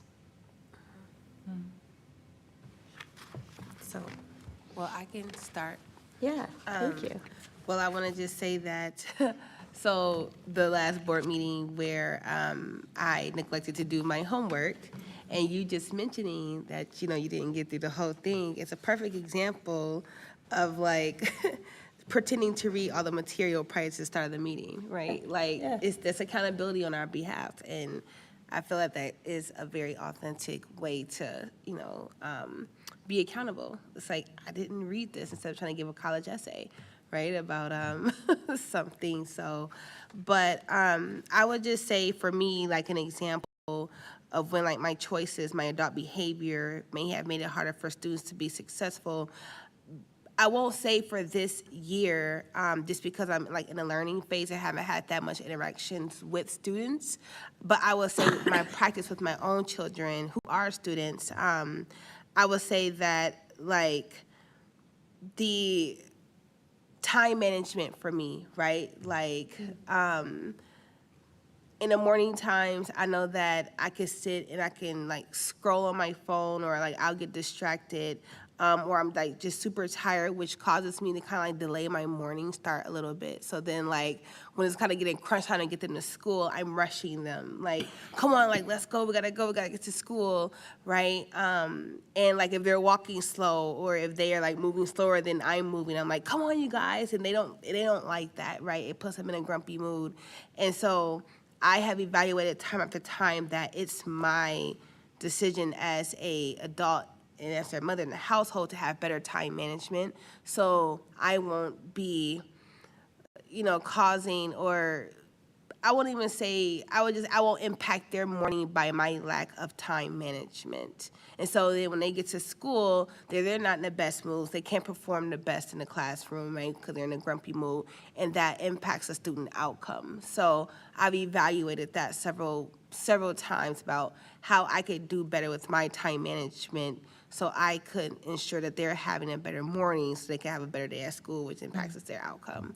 So this chapter really did speak a lot to our own choices and the correlation between our choices and behavior, and like the psychological factors and our cognitive practices around changing one thing so we can improve student outcomes. Yeah, thank you for that. That immediately gets me to think about how previously they were talking about how much, like to do an analysis of the agenda, right? And how much of our time here is spent on student-focused work. So that's interesting. Manage our time better, right? Anyone else? Chair Andreessen? Yes. Yeah, so I think it was in the next chapter, I thought on page 97, why do school systems exist? I thought that really, cut to the root of things, right? We have a lot of, we talk a lot about a lot of things, and they're important things to be sure, but I think it's important that, provocative for sure, that, he said, or the person said, it's a he, right? The schools exist for one reason and one reason only, to improve student outcomes. This is the only reason that school systems exist. And I thought that was, boiled down to kind of the root of it. I thought that was very interesting. And I think, and kind of tying it back to like what we could do, right? Like, so how could we, maybe bring it back to that a little bit of like, okay, if this is the only reason we exist, then maybe we should, focus on it or, have some more discussion about it. So I wanted to highlight that. Yeah, when I read that, I immediately wrote, but that's not how they were created. True. The intent does not match the pattern. Yeah, for sure. yeah. Right, for sure. So I think that's interesting, and that might be like tying it back to the foundational work is,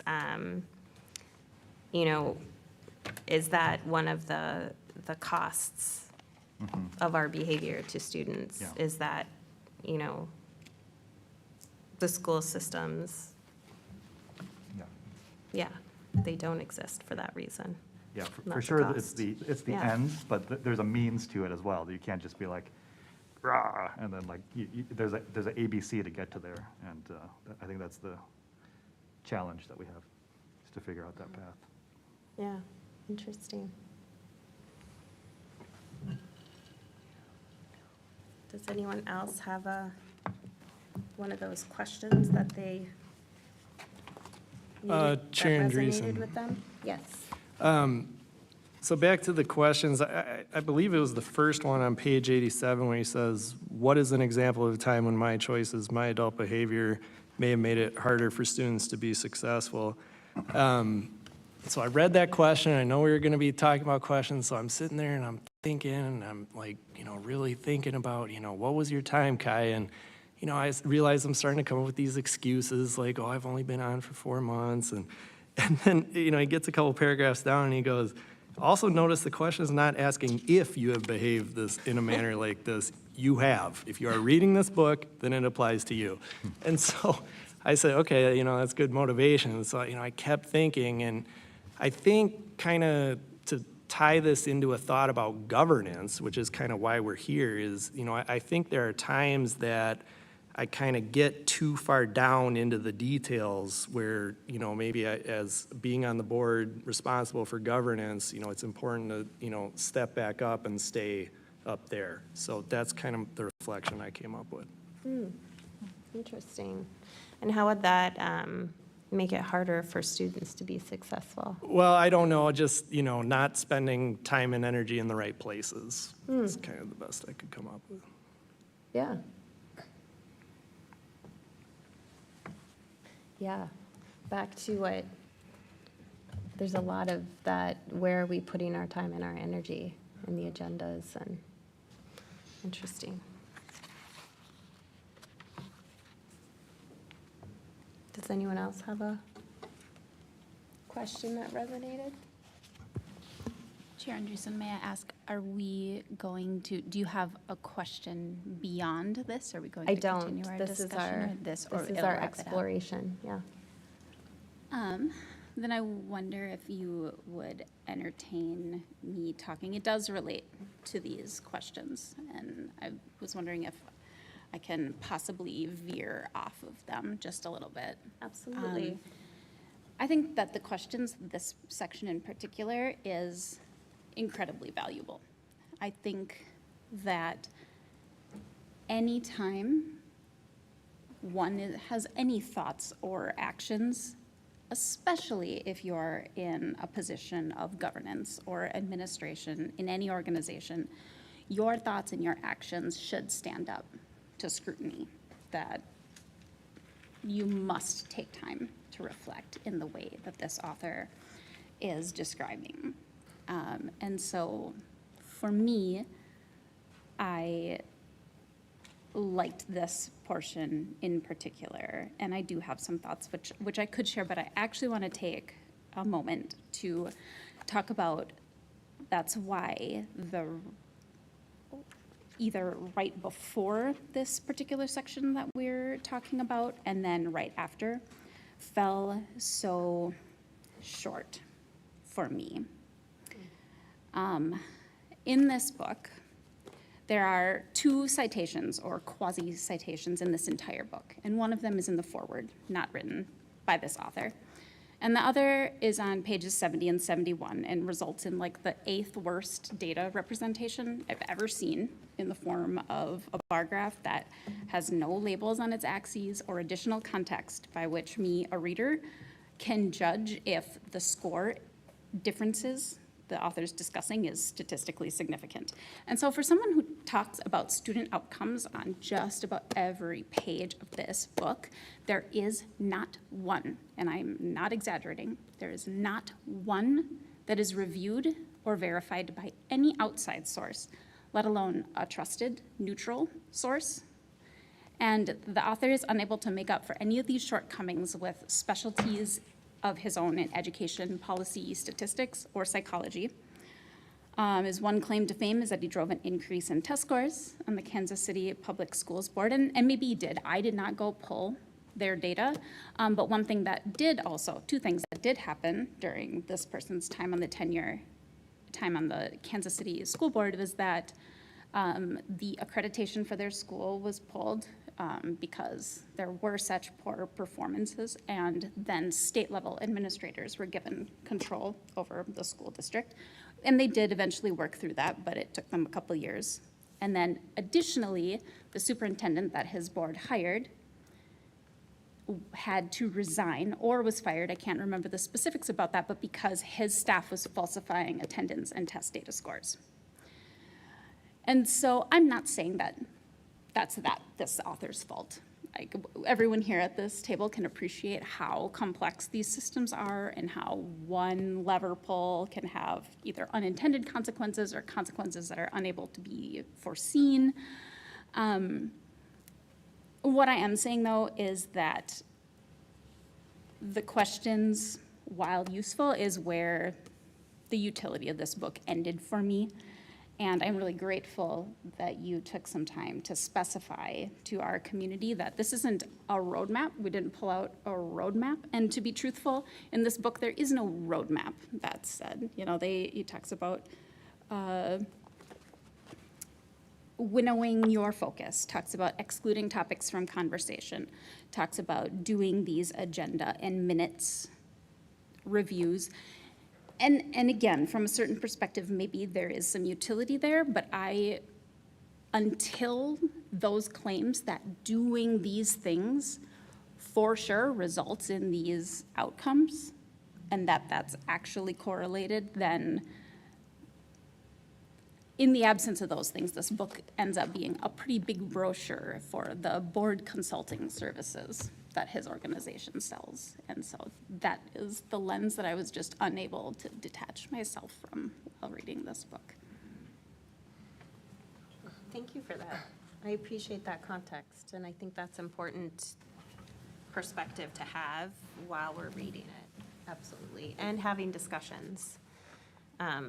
I tend to be one of those people who, like, if someone writes a book and it gets published, I'm just like, oh yeah, they know all the things. And I want to be clear that I don't know that, I'm not saying everything in here is terrible on the face value. There's some stuff that would be, questions are fantastic to ask. There's some like pretty low risk things in here to talk about, assessing and asking yourselves or ourselves these questions. But it felt really important to me to say that. Yeah, I think it's important for all of us to know it too. So thank you for that. Does anyone just want to make sure, open it up to anyone responding to the questions exploration? Want to give that opportunity if anyone had something they wanted to share. And if no one? I can share only if all board members have had a chance and if we have time. We do, because we're going to do a really quick checkout. Okay. Well, Treasurer Hartland, I really appreciated what you shared, and that resonates with me. And there is value in some parts of this book. One question that I've been thinking about is on page 92. What are new behaviors I can choose that will create new possibilities for our students? And when we were in 2017-18 working with Go-Kart Labs, which was the firm that helped us coalesce our entire community around Vision 2031, they talked about something called analogous inspiration. And what that is identifying multiple examples of excellence, not just in the education sector, but across industry, that help you be inspired and identify what you might want to do better within your programs, within your district, within your schools. And so Rachel and I participated in a visit to Shakopee High School a couple of days ago with a group of teachers and staff from Hopkins High School, and I was reminded that for the last few years, ever since really introducing our vision and putting together our strategic roadmap for how we're going to get to 2031, I've been so just on the ground and focused on this is what we're doing in Hopkins. And that's really important work, but I also think that as a system leader, I have to craft, I have to set aside time in my calendar, and my colleagues, other leaders in the organization also have to set aside time to continue looking at multiple examples of excellence in Minnesota, across the country, even across the world, to fine-tune what and how we want to do things here in Hopkins. And so that's one new behavior that I want to intentionally choose to engage in because it will give us, when we see everything that's being done around the world and we're really focusing on the most excellent examples, then it can really inspire confidence in our community that, no, we are doing the best that there is. So that's something that I want to continue thinking about and building toward. Thank you for that. And it segues nicely into the checkout, which is what is one new behavior that you would like to start doing? So you've done yours. You checked out quite nicely.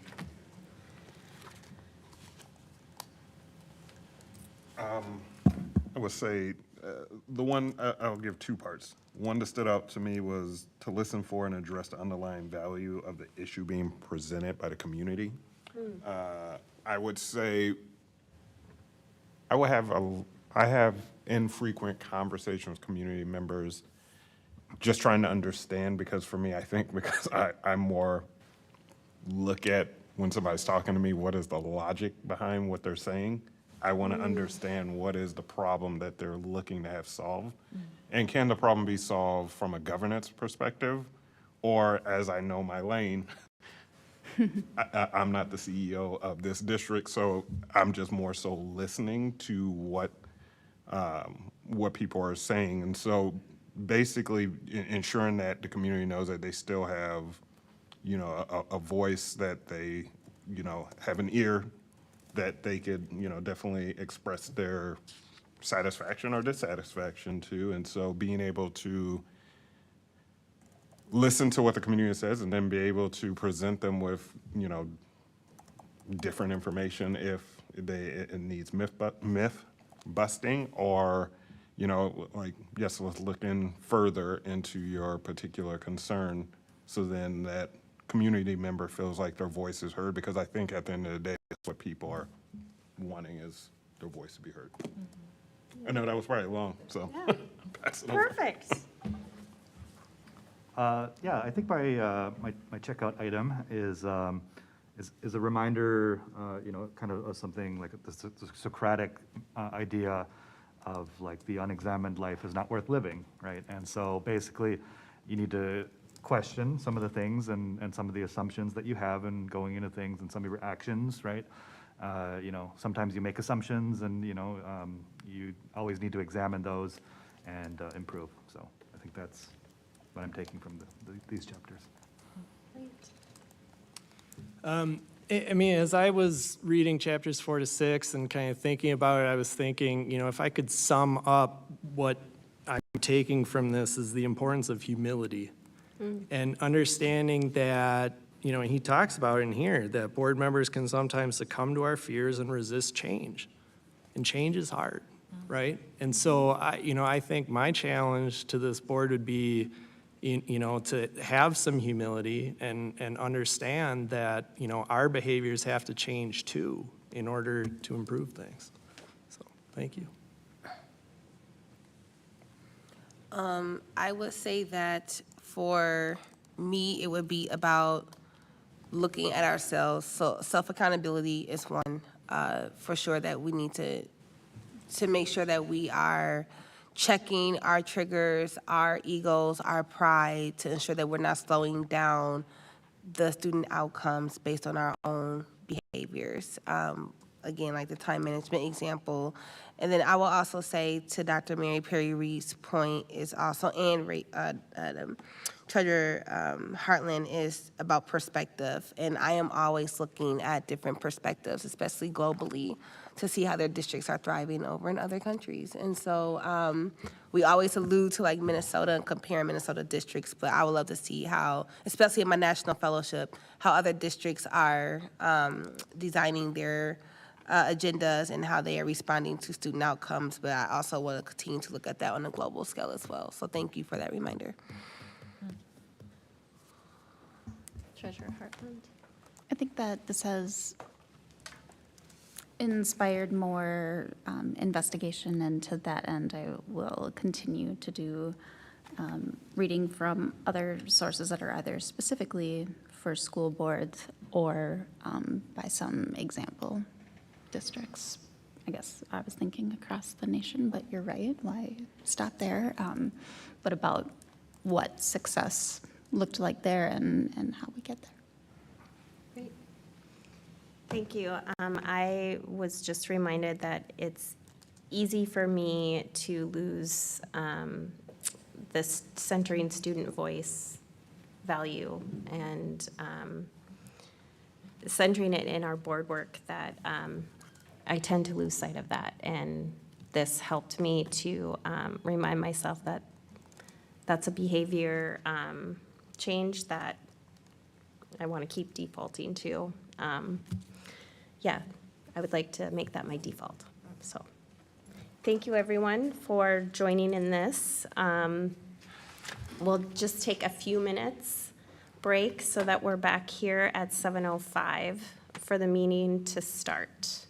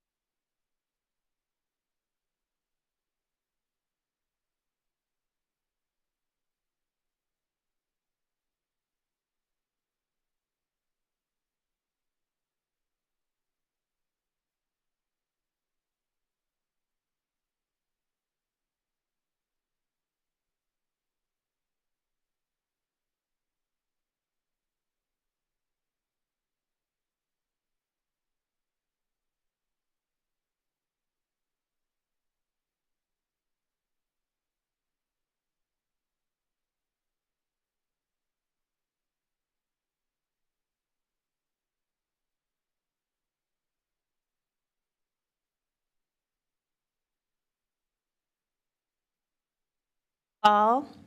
I would like to call to order this meeting of the Hopkins Public School Board on May 21st, 2024.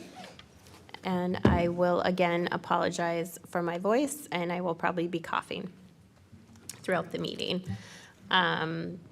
Thank you all for being here, for joining us virtually and in the boardroom this evening. We are starting a little bit late because our workshop went late. It was really informative, so if anyone wants to go back and view it, that would be great. The first part of our meetings have an open agenda for public comment for items that are on the agenda. And that's because as a school board, we believe that hearing from our community members is crucial for implementing Vision 2031. If you wish to contact the school board, you can do it via email instead of publicly commenting at a meeting. The ways to do that are on our school board webpage, and then also the address is school-board@hopkinsschools.org.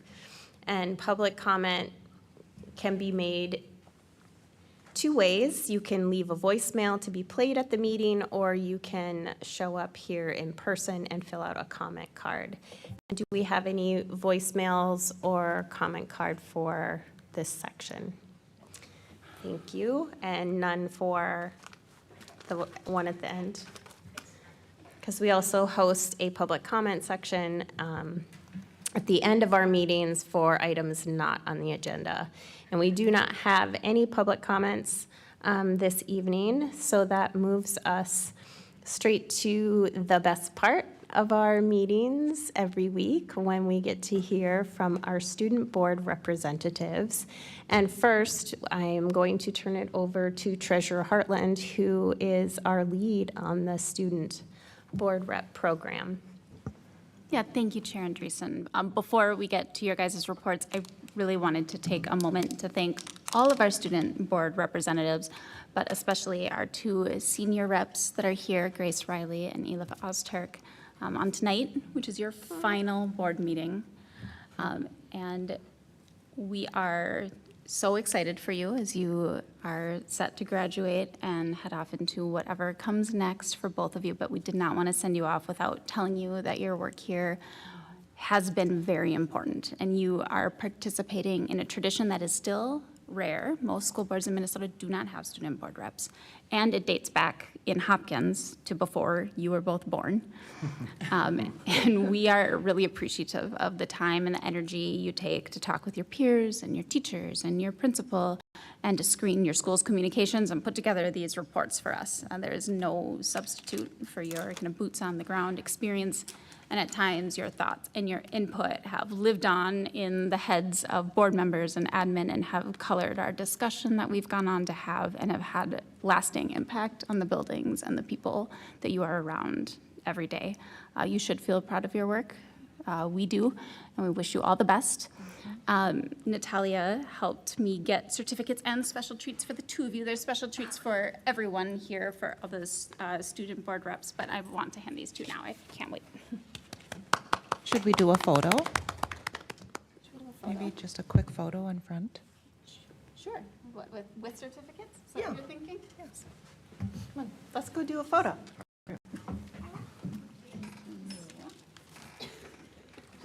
Congratulations. Thank you. It is great.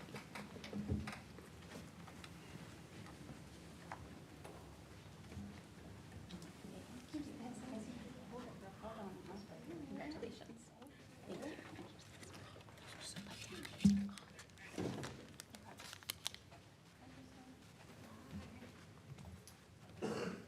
Photo break. Stop it. I was gonna stand behind you. Okay. Does this work? I guess I have to. Yes.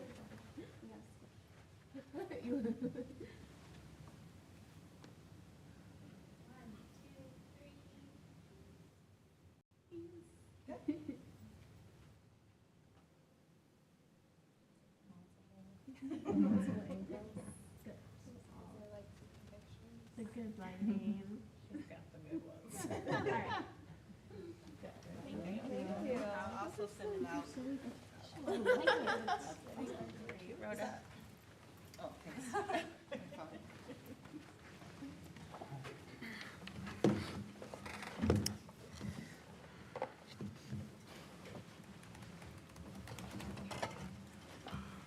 You can frame the photo and have it in your college dorm. Yeah, hang it right on the door.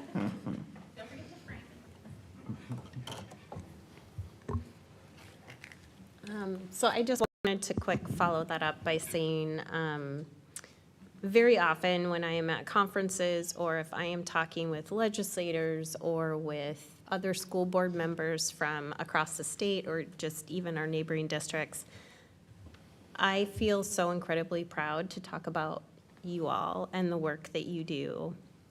You're amazing. And across the board, when I get feedback on the things that I share about our student board reps, they all are like, really? Oh my gosh, they do that? And you just do it. It's very, very proud. And I feel like we've been on the board together forever. And so really gonna miss you and super, super excited to see what you're gonna do because I know it's gonna be amazing. So thank you. You have to keep in touch or I'll cry.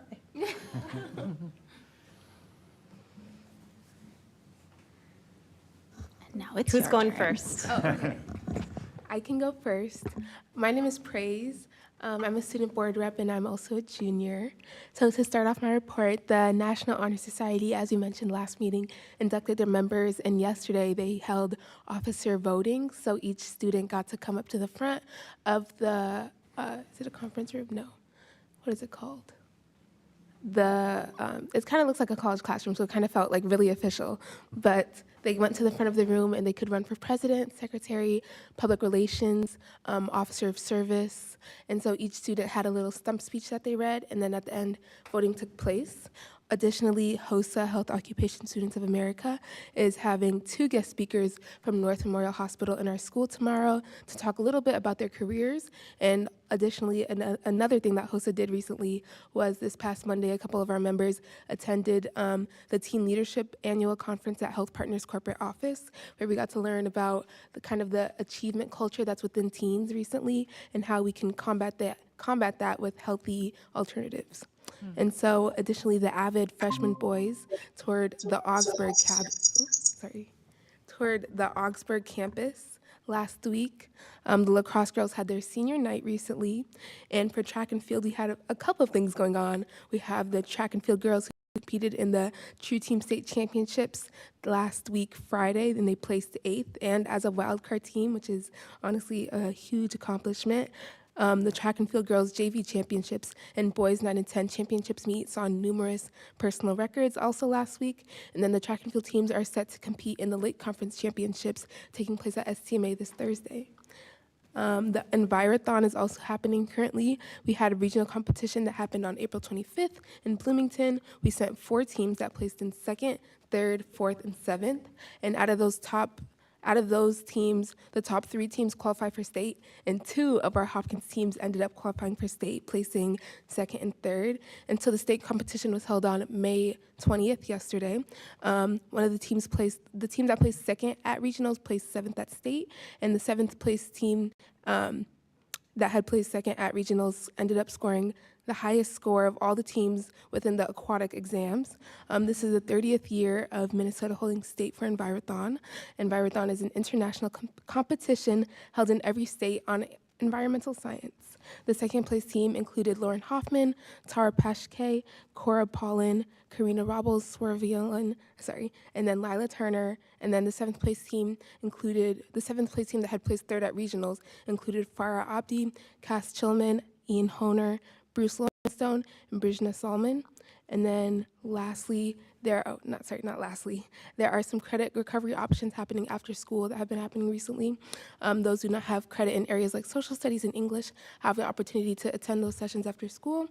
And then the American Indian Celebration for Seniors is happening on May 30th. We have 2 scholars in the program. Charlie Poltz, who's featured in the Scholar Spotlight, is one of them, and he also designed the logo of the program, which is really cool. And that's all I have. Thank you. Thank you. All right, I'll go next. I am one of the senior board representatives. My name is Elif. Recently, we had our local scholarship night. It was last Wednesday. Over $40,000 in scholarships was awarded to our seniors. I was so grateful to have received 2 of these scholarships. The donors were also in attendance and were able to actually give the scholarships to the recipients. And it was a great experience. We were so lucky to have such caring people within our community, and also just a moment for students to be recognized for their hard work. We've had AP exams for the past few weeks. They're now finally coming to an end. I had all of mine during the first week, and I felt pretty well prepared. Mr. Samler runs our AP program at Hopkins, and he does an amazing job. He makes sure all of our tests go smoothly. Today was the town hall for the Student Council presidential campaign. Seniors, we can't vote for this, but I heard it was really good. The students running are Bruce Lomanstone, Lucy Farrow, and Jackie Manduhano. They're all juniors. Currently, Hopkins is doing fundraising for the upcoming senior party, encouraging all parents to donate if they can. I've heard it's like always such a fun party. They have a bunch of things for the kids to do, so definitely donate if you can. And lastly, prom is coming up on June 1st. The theme is Under the Stars, and it will be held at the Fillmore. And since this is my last meeting, I just want to thank all of you for allowing me to be a part of this board. I've learned so much from board members, and especially my fellow student board reps. This job is much bigger than these bi-weekly meetings. There's so much behind the scenes work, and I've gained such a new perspective of how Hopkins District not only functions, but improves. And I want to specifically thank Grace. This student board would not function without you. I'm so lucky to have worked with all of you, and I cannot wait to see what's accomplished in the future. Thank you. All right, my name is Grace Riley. I'm also one of our senior board reps. Culture Night this year is on May 29th. It is a free event for all students and those they are bringing. Last year we had celebrations of over 10 cultures. There was food, dancing, speeches. It was an amazing, enriching, can't say enough good things about it night. It was awesome. So 10 out of 10 recommend going this year. Boys baseball team won state last night. No, oh my gosh, I'm reading all of yours. Sorry. The boys baseball team won last night against STMA, so more good things coming from them. The Avid celebration tonight for seniors occurred. Their graduation stoles at our ceremony will be white and blue, so look out for those. And then we also have a choir concert tonight at the high school. And then, much like Elif, I do just have a couple words to say as this is my last report. So as I gave my last report today and I gear up for the next 4 years at Iowa State, I can't help but reflect on my time at Hopkins. I have been proud to serve my community and school district in this role for the past 3 years. This position has allowed me to explore all the ways we can reach students in our district to make their voices heard and to show them that they are valued. I am proud to say that in the 3 years, I have seen amazing things happen within the high school and at the district level. The creation of our Instagram last summer so we can reach students in a new way, implementing calendar equity so everyone in our schools can celebrate the holidays of their cultures, and having the high school host many job and college fairs so students can get a head start on their future post-Hopkins are only a few of the examples showcasing our amazing district and making me proud to be a Hopkins student. All of this said, making Hopkins stand out wouldn't be possible without the critical work of the members the school board do day in and day out. So I'd like to thank them as well. Thank you, directors, for all you do and all you have done to ensure the success of every single Hopkins student. It has truly been a pleasure to serve our school district, run our Instagram, participate in SKIP meetings, pioneer our virtual EDU program within the student board, and overall ensure that every student's voice is heard. So I once again thank you, directors and fellow student board reps, for the last time with every confidence that you all will continue to advocate for the best at Hopkins. The future of our district is truly in the best hands possible, and I could not be prouder. Thank you. Thank you.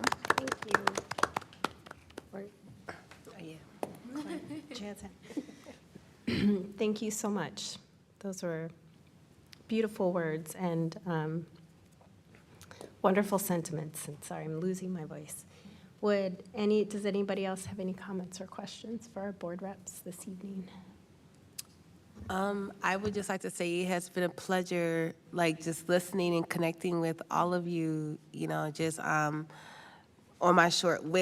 my short time on the board. So I just appreciate the wisdom that I have learned from each of you. And you remind me so much of myself when I was a senior, just very ambitious and going to just trail the trails of life. And so I wish you all the best on your journeys. And please continue to keep in touch because I could always be a resource, however. So please. Anything else? Well, thank you again for your reports. I always feel like we are the best informed board in the state, if not the nation. So thank you for that. And just good luck. I hope you have a great summer, and we'll see you again in the fall. And hopefully we'll be able to check in with both of you at some point. And I just wanted to mention Director Westmoreland she is out of town. She had planned on joining the meeting virtually, and her location is posted as per state statute, but we are having trouble getting her into the Google Meet. So just if anyone's wondering where she is, that's what's happening. Hopefully she will be able to join us at some point. But we will, until we get word of her being part of the meeting, I will pass it to Dr. Mary Peary-Reed. Thank you. Okay, well, I would also like to thank Grace and Elif on behalf of Hopkins Public Schools, our entire district. Your board reports and just your presence here have enriched board learning and board conversations. At the cabinet level, we often talk about how interesting and informative your board reports are. So thank you very much for your contributions and best wishes in college. And please don't forget to come back and visit. And you're much more advanced and smarter than I ever was at your age. So I feel like I was here and you're up here. So we're really impressed with the two of you. Thank you. All right, so now for my board report. So since our last board meeting on May 7, of course, lots of important things have happened, including our middle schools and high school had their final parent-teacher conferences. Most of our fifth graders and middle school musicians had their band and orchestra concerts. The Minnesota Orchestra performed at Hopkins High School. I had my final superintendent staff advisory meeting of the year, and I'll have my final parent advisory meeting this week. We held our final quarterly union leader check-in meeting, so that's a meeting between district admin and then leaders from as many of our 9 bargaining units as attend. And we also hosted a para celebration yesterday here in our boardroom. And here are a few additional things that have happened. So at Meadowbrook, kindergarten students just finished their project-based learning unit on robots. And within this unit, students focused on 2 essential questions. How can we use shapes to design and build our robot? And how can we create robots to be our helpful friends in solving real-world problems? Students used shapes to create 3D robots and discussed real-world problems that their robots could help solve. They also paraded their robots throughout the school and gathered feedback from staff and students. And kudos to the student and his family who took the unit even further by creating a stop-motion animation for their robot.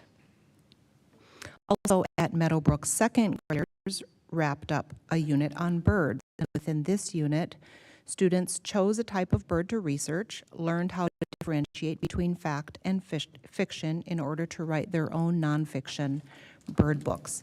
The Raptor Center even made a visit to Meadowbrook to help students deepen their knowledge, and at the end of the unit, second graders read their book to kindergartners. So this is a great example of transdisciplinary learning with literacy, research, science, and role modeling all woven together. I recently visited Miss Abby Larson's first grade class at Eisenhower to listen to their animal reports. Students used an app called Pebble Go to conduct their research. Pebble Go is a digital encyclopedia that even reads out loud to students who are still developing their literacy skills. And students can choose subjects covering animals, health, science, social studies, and biographies to help guide their research and exploration. While students were reading, there was a deck of slides on the smartboard, and I wanted to share some of them with you to give you a glimpse into the IB unit of inquiry that culminated with students writing these animal reports. So here was the first slide. So in IB training, teachers are learning how to write a unit of inquiry. This is similar to a lesson plan, but also differs in 3 significant ways. First, most lesson plans will cover maybe an hour or a day of learning, but units of inquiry are longer, sometimes taking place over the course of 2 to 6 weeks.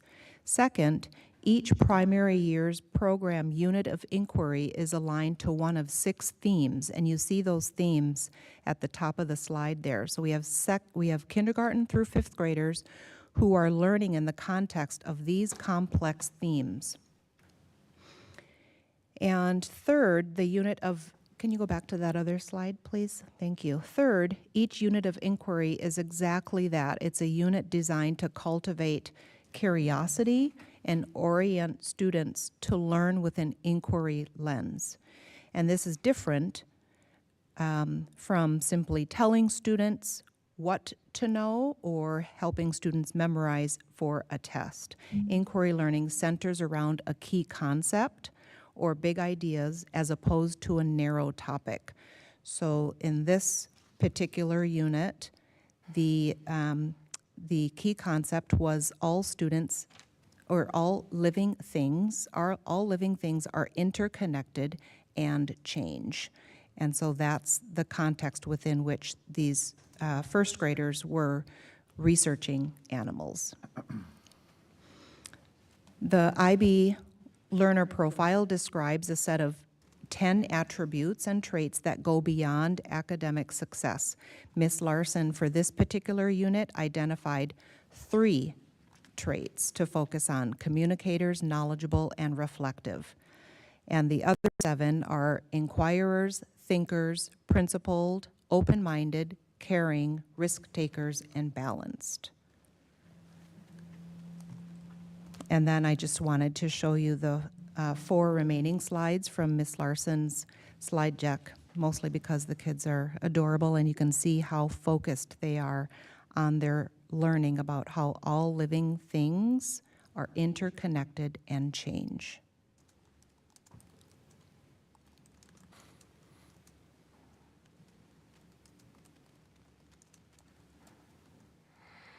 Okay, that's good, thanks. This past Friday, Eisenhower hosted their annual Spring Arts and Cultural Festival. The student art on the school's walls is stunning. If you look really closely, you'll see that all of the walls were adorned with this beautiful art created by students. And students also were manning tables with activities or showcasing their research. And of course, do you see in the middle picture there, our very own director, Zhao, was impressing students with his balloon artistry. I heard you had to watch a number of YouTube videos to learn how to make those fancy balloons. That's awesome. And Director Zhao's line was the longest in the entire gymnasium. So thanks for blowing up all of those balloons. They almost didn't let me do it because the line would be too long, and so I had to recruit some help to make sure that we weren't the bottleneck. So yeah, there was some thought into it. True act of service.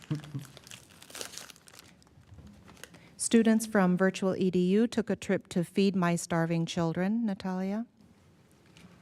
They packed 62 boxes of nutritious meals, which equates to 35,712 meals provided to those facing hunger and food insecurity.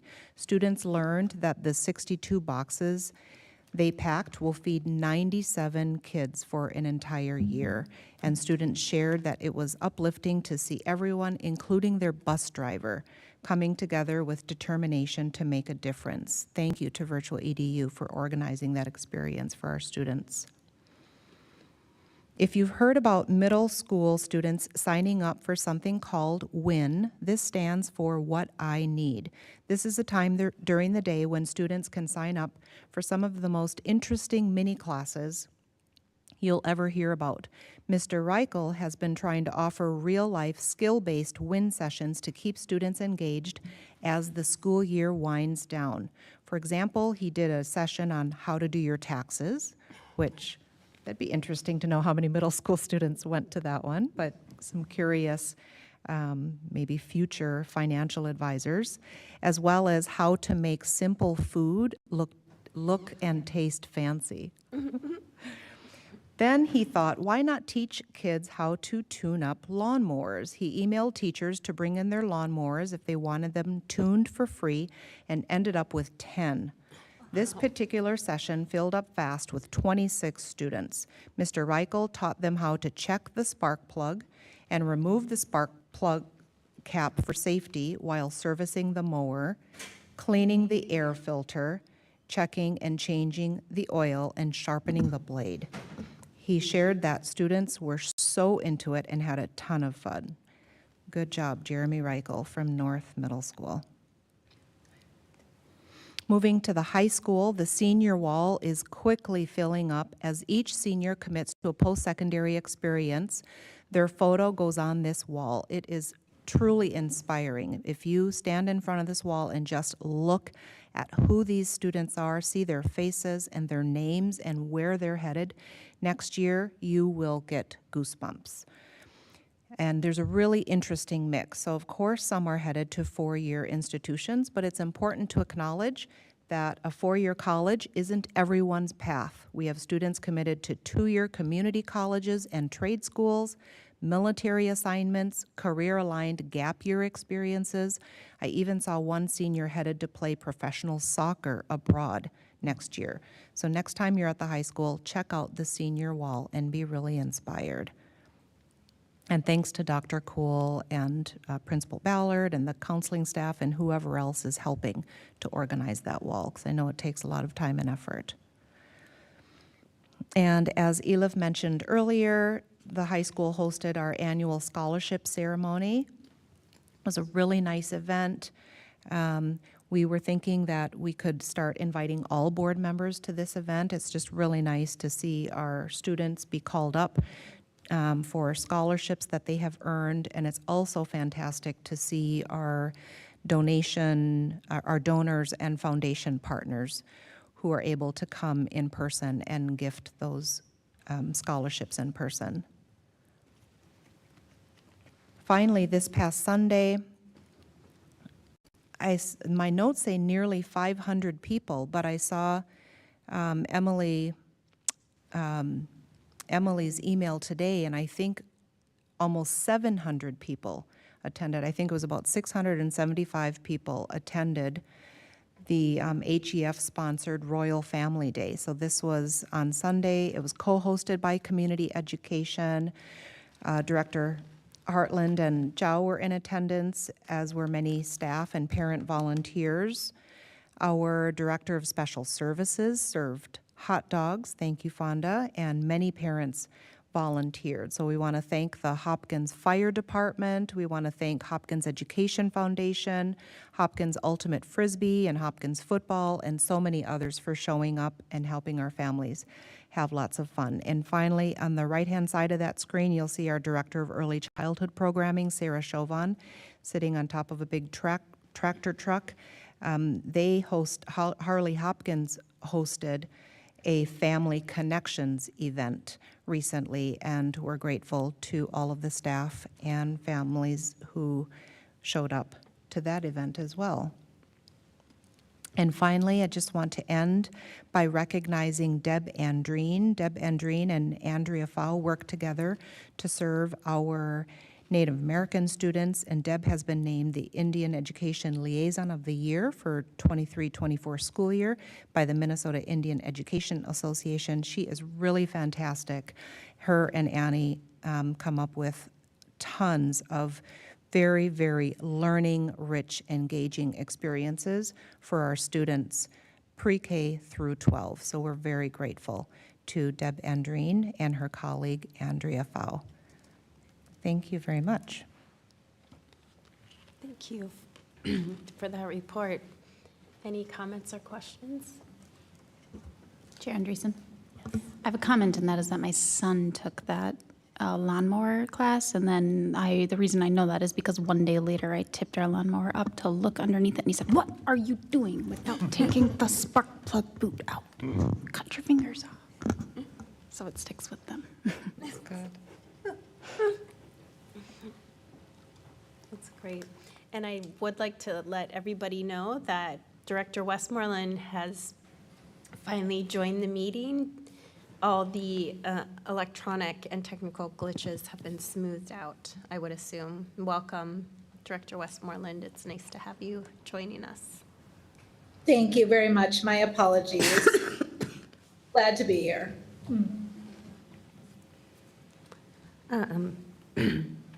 Any other questions or comments? Well, that was fun to see all the kind of end of the year things that are happening in the district. And I too was at the scholarship event, and it's always nice to see not only what amazing students have done, but what kind of where they're headed, and to get more of that personal interaction. So thank you for that. And that takes us to the approval of tonight's agenda. Do I have a motion? So moved. There's a motion. Is there a second? Second. I have a motion and a second. Any discussion? Seeing none, all those in favor? Aye. Any opposed? The agenda has been approved, and that brings us to the consent calendar. And the consent calendar provides the board with information considered to be more routine in nature. If any board member deems an item to be necessary for additional discussion, a motion will be made to move the item to new business. I have a recommendation that we approve the consent agenda. Is there a motion? So moved. I have a motion. Is there a second? Second. I have 2 seconds. Sorry. Any discussion? Chair Andreessen, Yes. can we just get definitions on what SBP conference and LPNC refer to? So SPB is School Board Partners Conference, and my understanding is that is the organization in which Director Roper is doing a national fellowship. And that is a conference. And then the LPNC, I believe, is where Director Westmoreland is now. Can you Chair Andreessen. remind us of what that stands for? Sure. No, I'm at a different conference right Oh, now. sorry. So that's the Local Progress National Convening, and that will be taking place in Oakland later this summer. And I serve on the National School Board cohort for this organization, and so I'll be facilitating a panel, and we'll be doing our annual meeting as a National School Board cohort.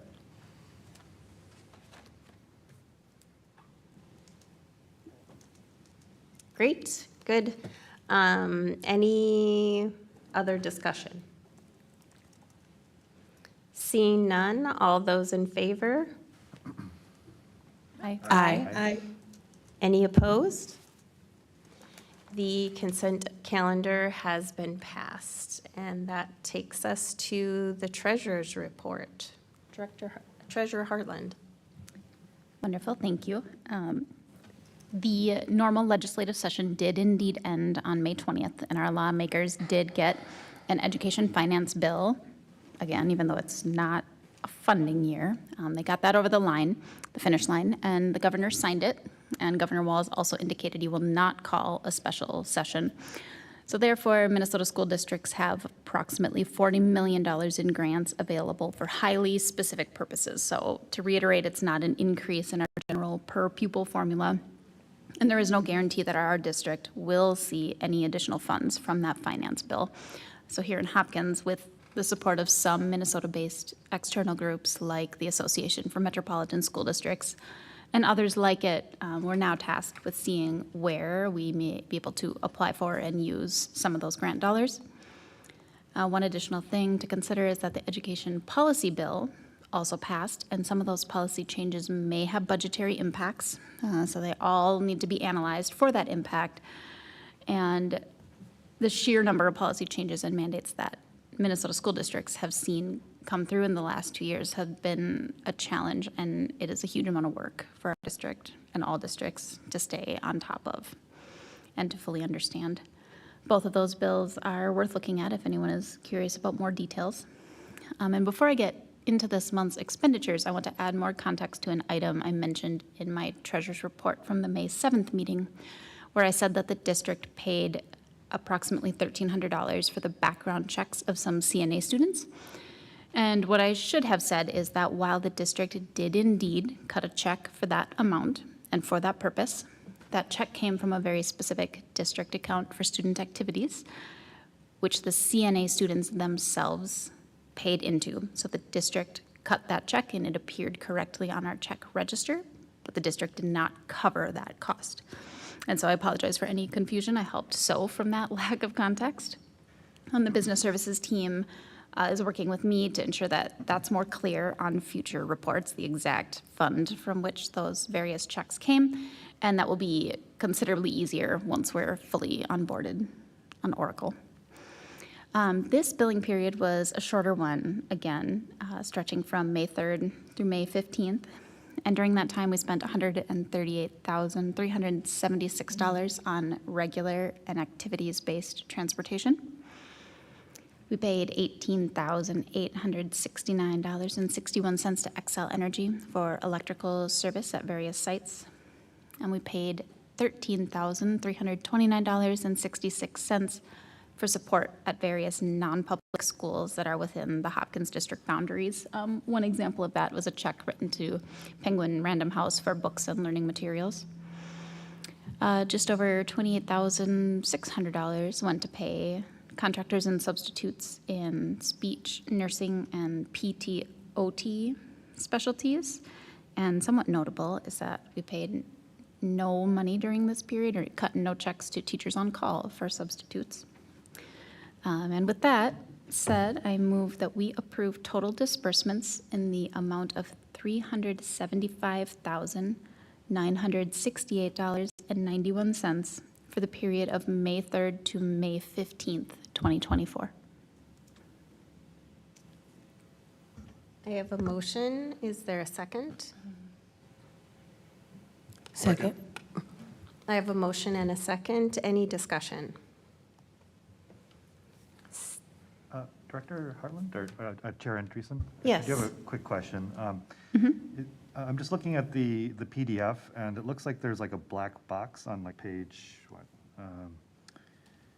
I don't know what page, like kind of at the start, it's like a black box. Is it redacted or is it a graphical error? The Speech services, it looks like, section. I believe that that one is a redaction specifically to eliminate personally identifiable information that cost was associated with.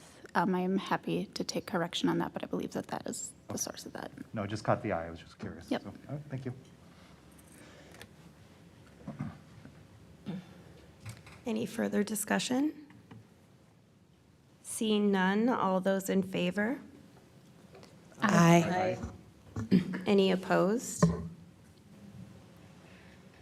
The budget, I wish that the budget had passed. No, the treasurer's report has passed. And that takes us to new business. We will have an update on student and staff mental health and wellness. And a little bit of context for this discussion is last summer, we spent some time, the monitoring committee as well as staff in the district, crafting a mental health and wellness policy, and that was brought to us by one of our student board reps who served on the monitoring committee. And it was good work, and I think that it made me aware of all that we do in the Hopkins School District around this. And so wanted to make sure that we're getting an update on that. And I will turn it over to Dr. Mary Perry Reed. Thank you, Chair Andreessen. Well, really quickly, and we have our presenters here at the table. We all know how important student and staff wellness is to student learning and to adult learning. It was important before the pandemic, and I think even now in post-pandemic times, paying attention to student and staff wellness has become increasingly important. And so I'm really grateful for Jill Joyce, who leads our benefit team, our Director of Specialized Services, Fonda Contreras, who works with Holly Magdance and some others in the student wellness area, and then, of course, Dr. Lightfoot, who leads our HR team and also informs our policy work for the three of you to come together and shed some light on how we are doing supporting our students and staff around their health and mental wellness. Thank you for being here. Thank you. I'm Jill Joyce. I'm the HR Assistant Supervisor of Employee Benefits, and put together with help from Marsh McClellan Agency a document here. Natalia, if you want to pull it up, that would be great. As you know, we're self-funded here in the district, and so we use a broker, Marsh McClellan Agency, who helps us cross our T's, dot our I's, make sure we're following everything that we need to follow.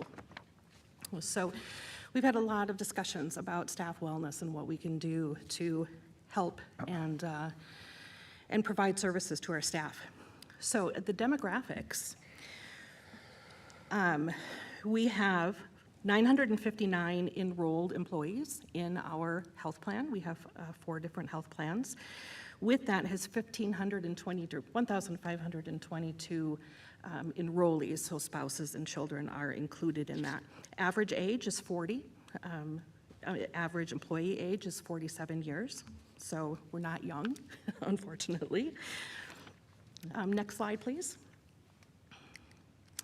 Over the last 5 years, we've had an uptick in behavioral health claims, and it's rather expensive, as we all know.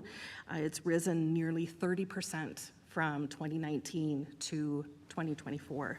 And as Dr. Mary Perry Reed mentioned, it is the COVID did not help with things. So we've been trying to be creative in what can we do to kind of help assist. We can take a deeper dive here with the next slide. Looking at the data, you can see the majority of those who sought behavioral health help were female, which kind of goes along with our demographics here in the district. However, nearly a third were dependents. So it's not just our employees who are seeking the help, it's our dependents as well. So we're caring for everybody. Anxiety and depression runs higher in the educational field, almost double what it is in other industries. This is a tough job. It's very difficult. We recognize that. And treating behavioral health makes up about 9% of our total plan costs, or about $686,000. So it's not a small chunk of change. This past year, we've been heavily promoting Doctor on Demand. That's a service that we've been able to provide through our health plan for free. People can use it to be diagnosed for colds, things like that, but also get mental health, get behavioral health providers, and get services and counseling. About 76% of all of our virtual care in the last year has been behavioral health related. We've really been pushing it, and we're seeing the success with it, which is awesome.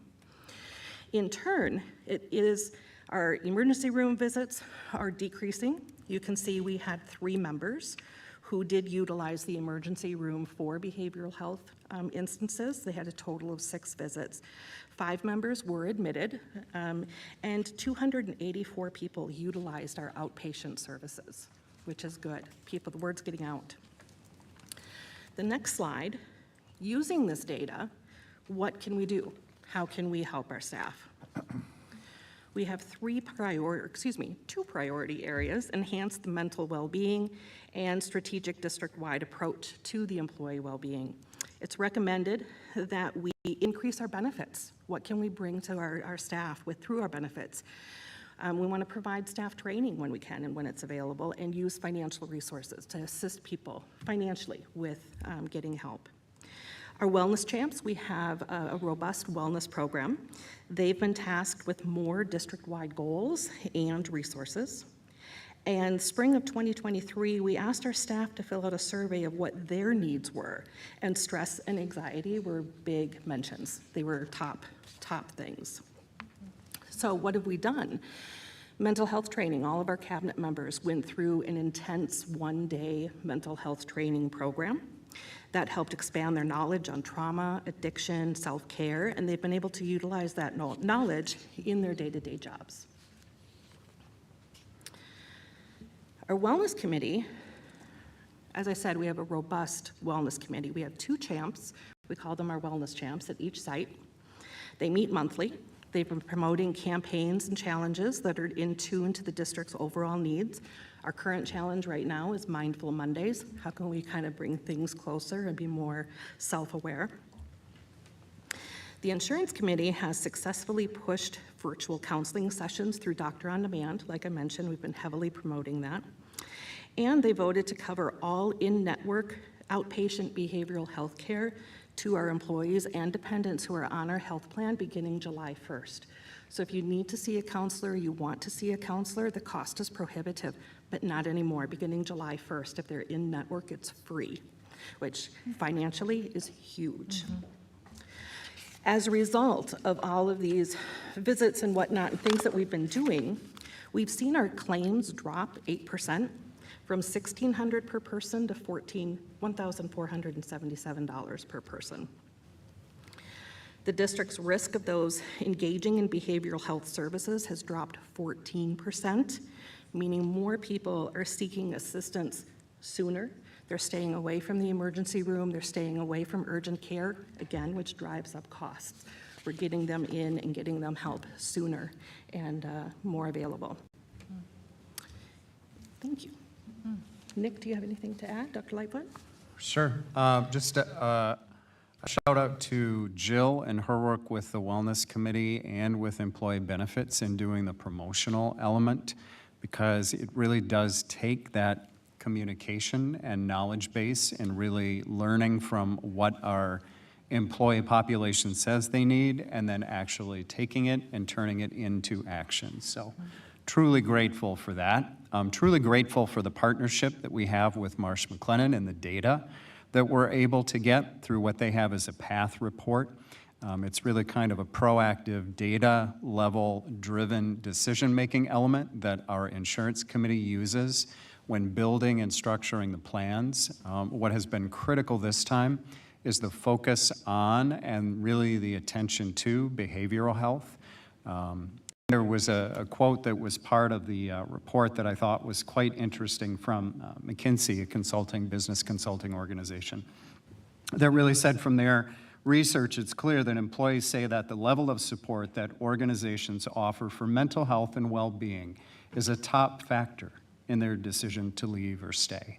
So we also know that the work that we put into this is also good for us from the recruitment and the retention side, as well as the beneficial components of creating an organization that supports and affirms mental health and wellness as part of our structures and strategies. So kudos and thanks, especially for the work that's been done with and continues to be done as we move into the future for our staff.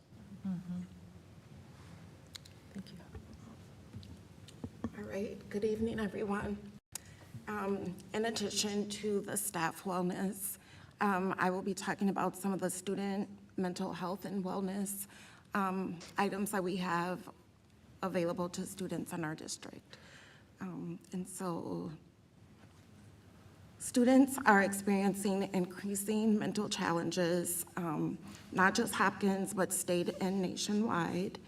This presentation will cover an overview of recent panorama data that we use to kind of measure where students are and strategies and supports that are in place in our schools with a focus on co-located mental health and therapeutic supports.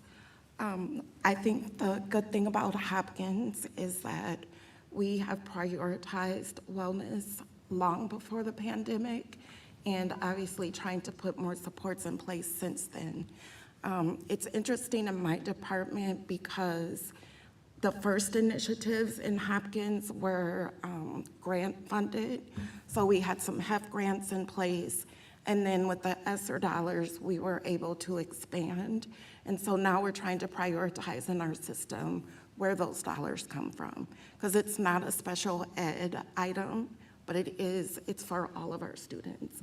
And so that's something that we want to continue to prioritize in our budget. Many of our partners, we weren't able to apply for grants directly, but last year Hennepin County had grants available to different school districts. And so we were able to, with our partners, apply for some funding for some co-located services to continue.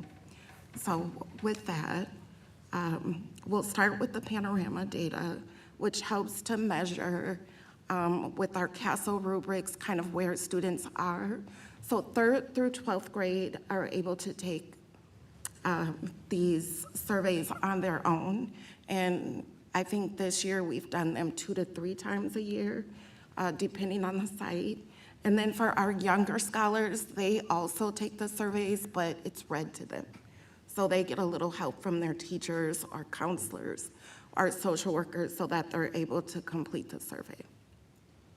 So if you look at this slide on challenging feelings, the higher scores indicate less frequent challenging emotions. So the higher the score, less challenging emotions. And here we see that students grades 3 through 5 are noticing an increase in feeling challenging emotions. So if you look at the start, fall of 21 through now, it's kind of, needs are increasing. And then the next one is on emotional regulation. So if you look at the data, it does drop 10% points overall. And then note the drop between fall of 2020 and fall of 21. So this is how well students are regulating their emotions. Could I just ask a quick clarifying question? Sure. This is self-reported, correct? Correct. It is self-reported. And then the next slide is challenging feelings in grades 6 through 12. And by site, staff are able to break these numbers down so they can see which student as well as like by classroom. So if a classroom teacher wanted to change the SEL instruction, then we're able to do that as well. And then another thing to note is pre-COVID, much of our SEL was delivered strictly by our mental health providers, and now we're making it part of our holistic instruction so that it's just part of what we need to see day to day. Secondary usually does it like in different opportunity classes, but things like morning meetings and other spaces are where students are able to get that SEL delivered. So definitely an increase in SEL, and we know that doing that is a proactive way to get ahead of the holistic needs that students have. So then if you look at emotional regulation in grades 6 through 12, note the drop between fall 2020 and fall of 2021.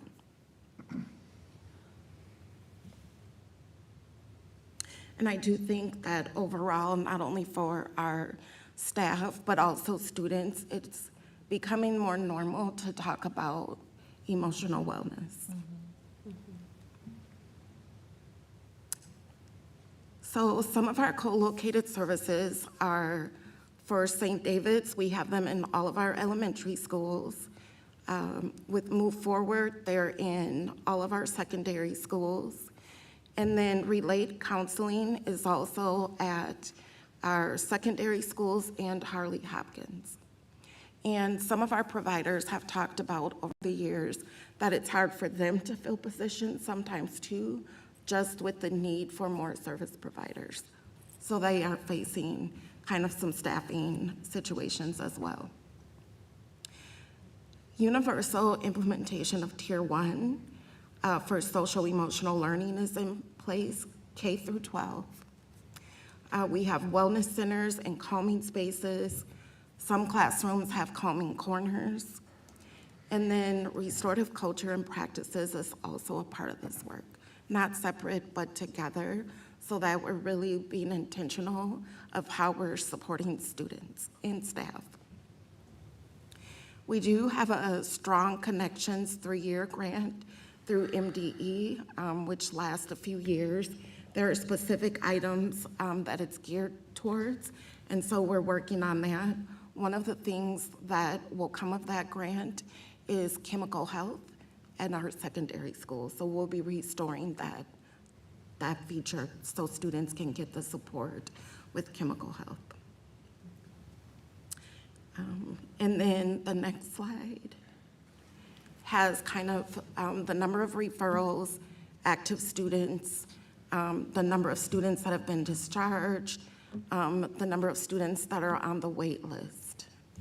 So teams at sites kind of have a way of establishing like who doesn't have outside supports already, who would be candidates to get co-located services.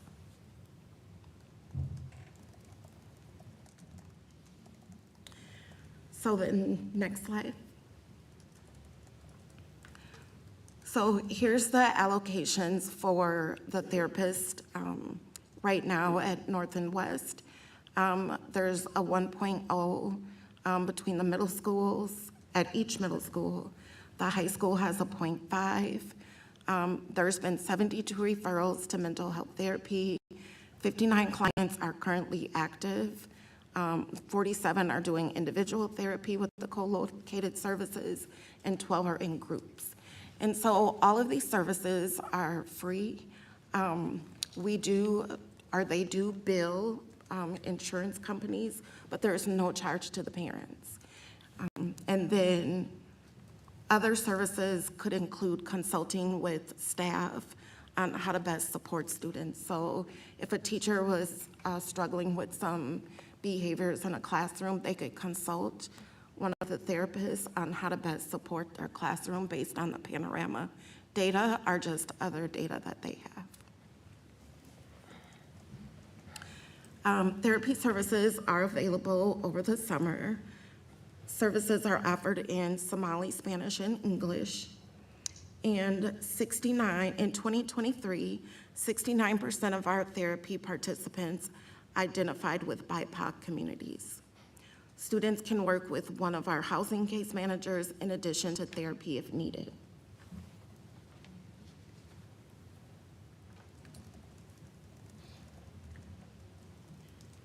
And so here's a quote.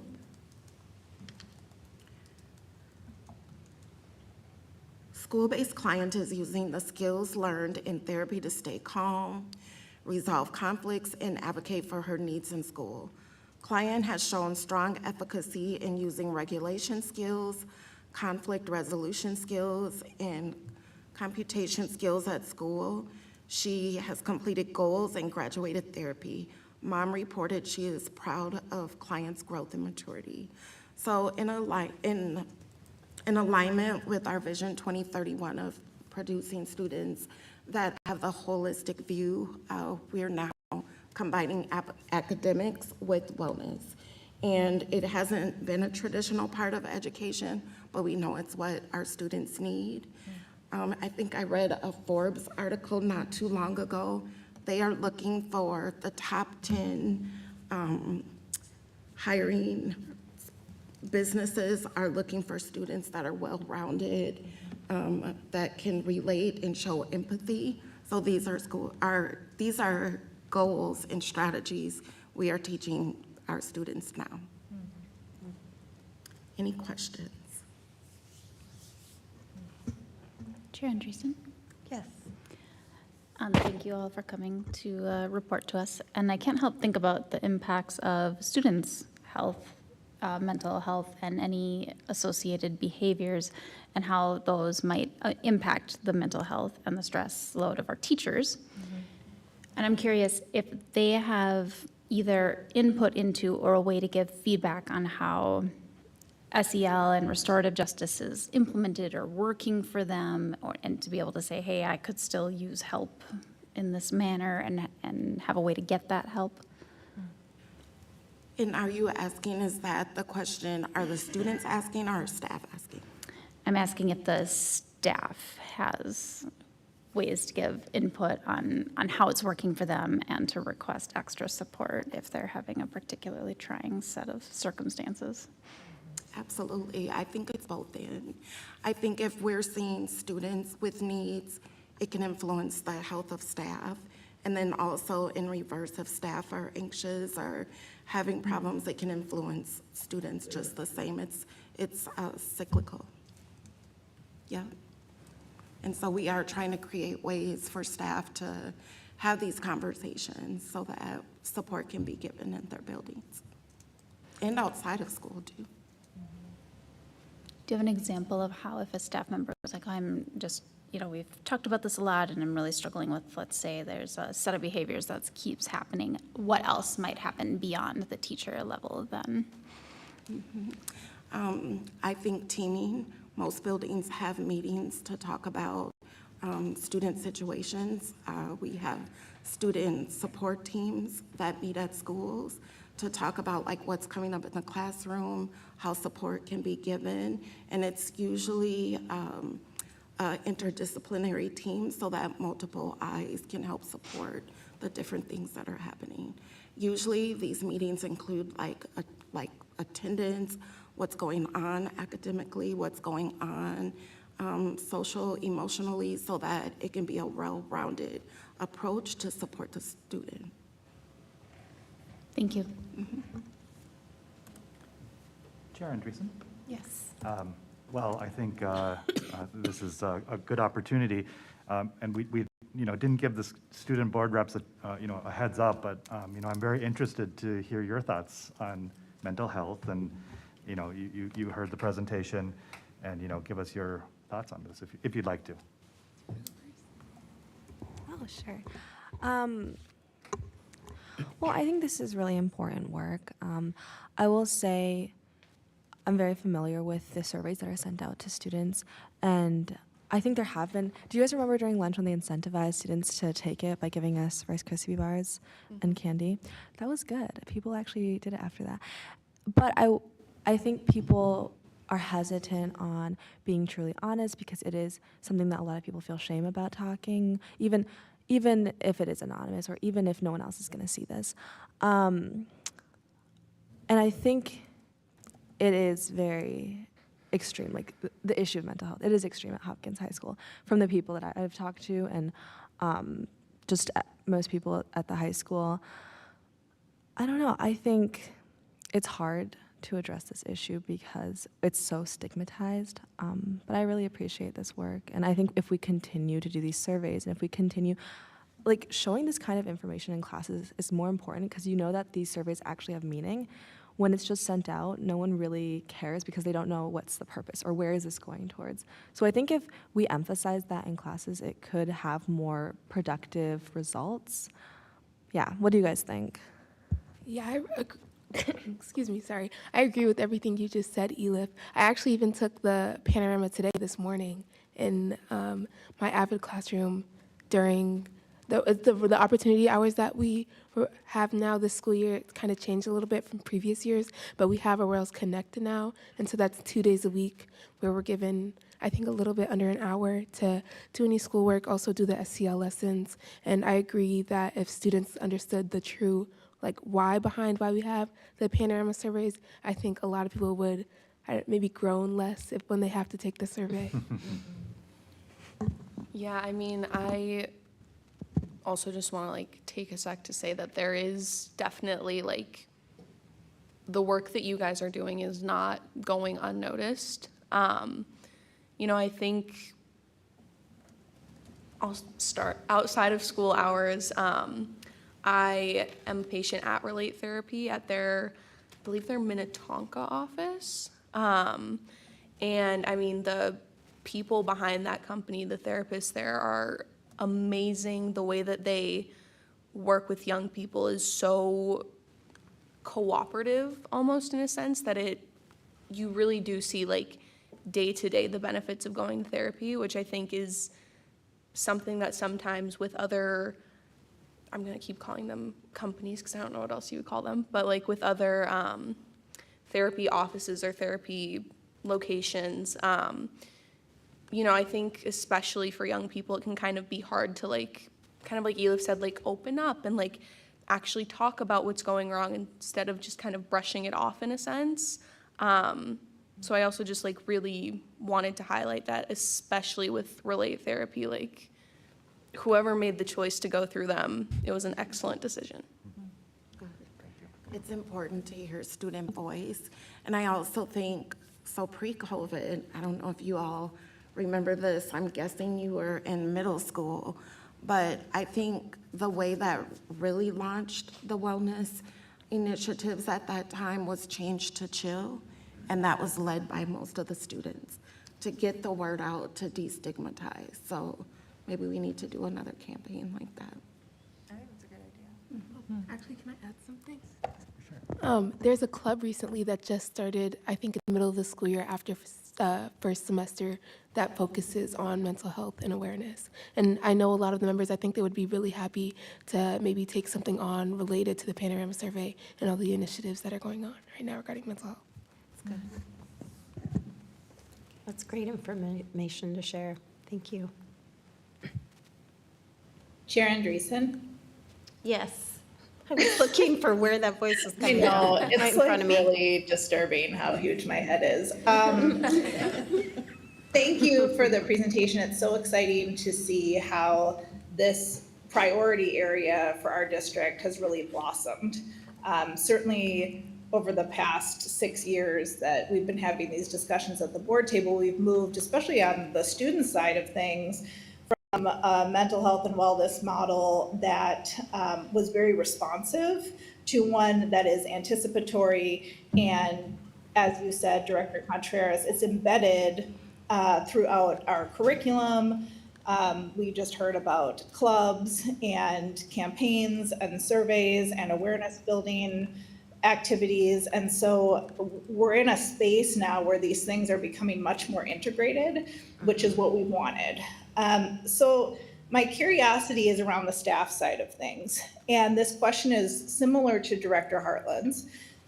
So we saw some really good data in the staff presentation around the preventative work we're doing and in reduction of visits to urgent care and emergency services and things like that.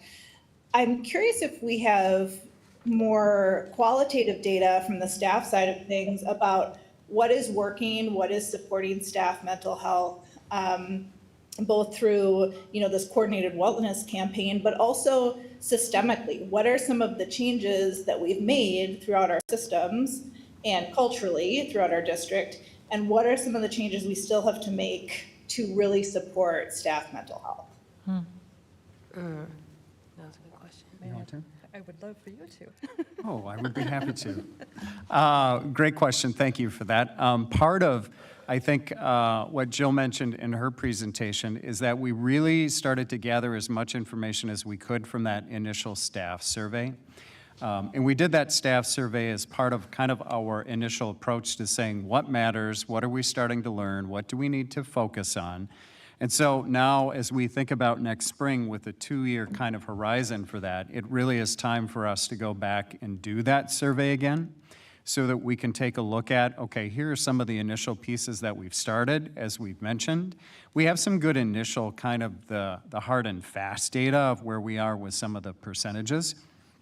But even little things, like we learned a lot from that survey of saying, yes, a lot of the medical data is there, but what we also want is we want financial wellness. As we think about some of the stressors as what is causing the stress, well, okay, hey, how can you give us access to information about financial planning, information about how we utilize 403B services, who helps us understand what this even is about, and how do we think about those components. That was another takeaway, and we've partnered with some of our union representatives to create some learning opportunities and elements there for staff. So just as kind of another component to start to think about, how do we now then go back and say, here's what we did, how do we also get feedback from staff on what worked, what maybe we haven't thought of yet that you'd like us to think about, and what got in the way and what really was not helpful. So hopefully that's really kind of our next foray into what we're looking at as we try to do the follow-up survey and answer to your question about how to get that qualitative data in a little bit more structured space rather than just some anecdotes, which have some value, but how do we systematize that?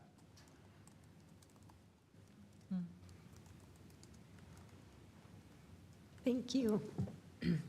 Any other questions or comments? Yes. Chair Andreessen, real quick. For the, I think the first one I was looking at was the mental health presentation for staff and adults. Is there a cap on the doctor on demand virtual counseling sessions that they're at no cost? So Oh, it's you could see is unlimited. unlimited. Okay. Yes.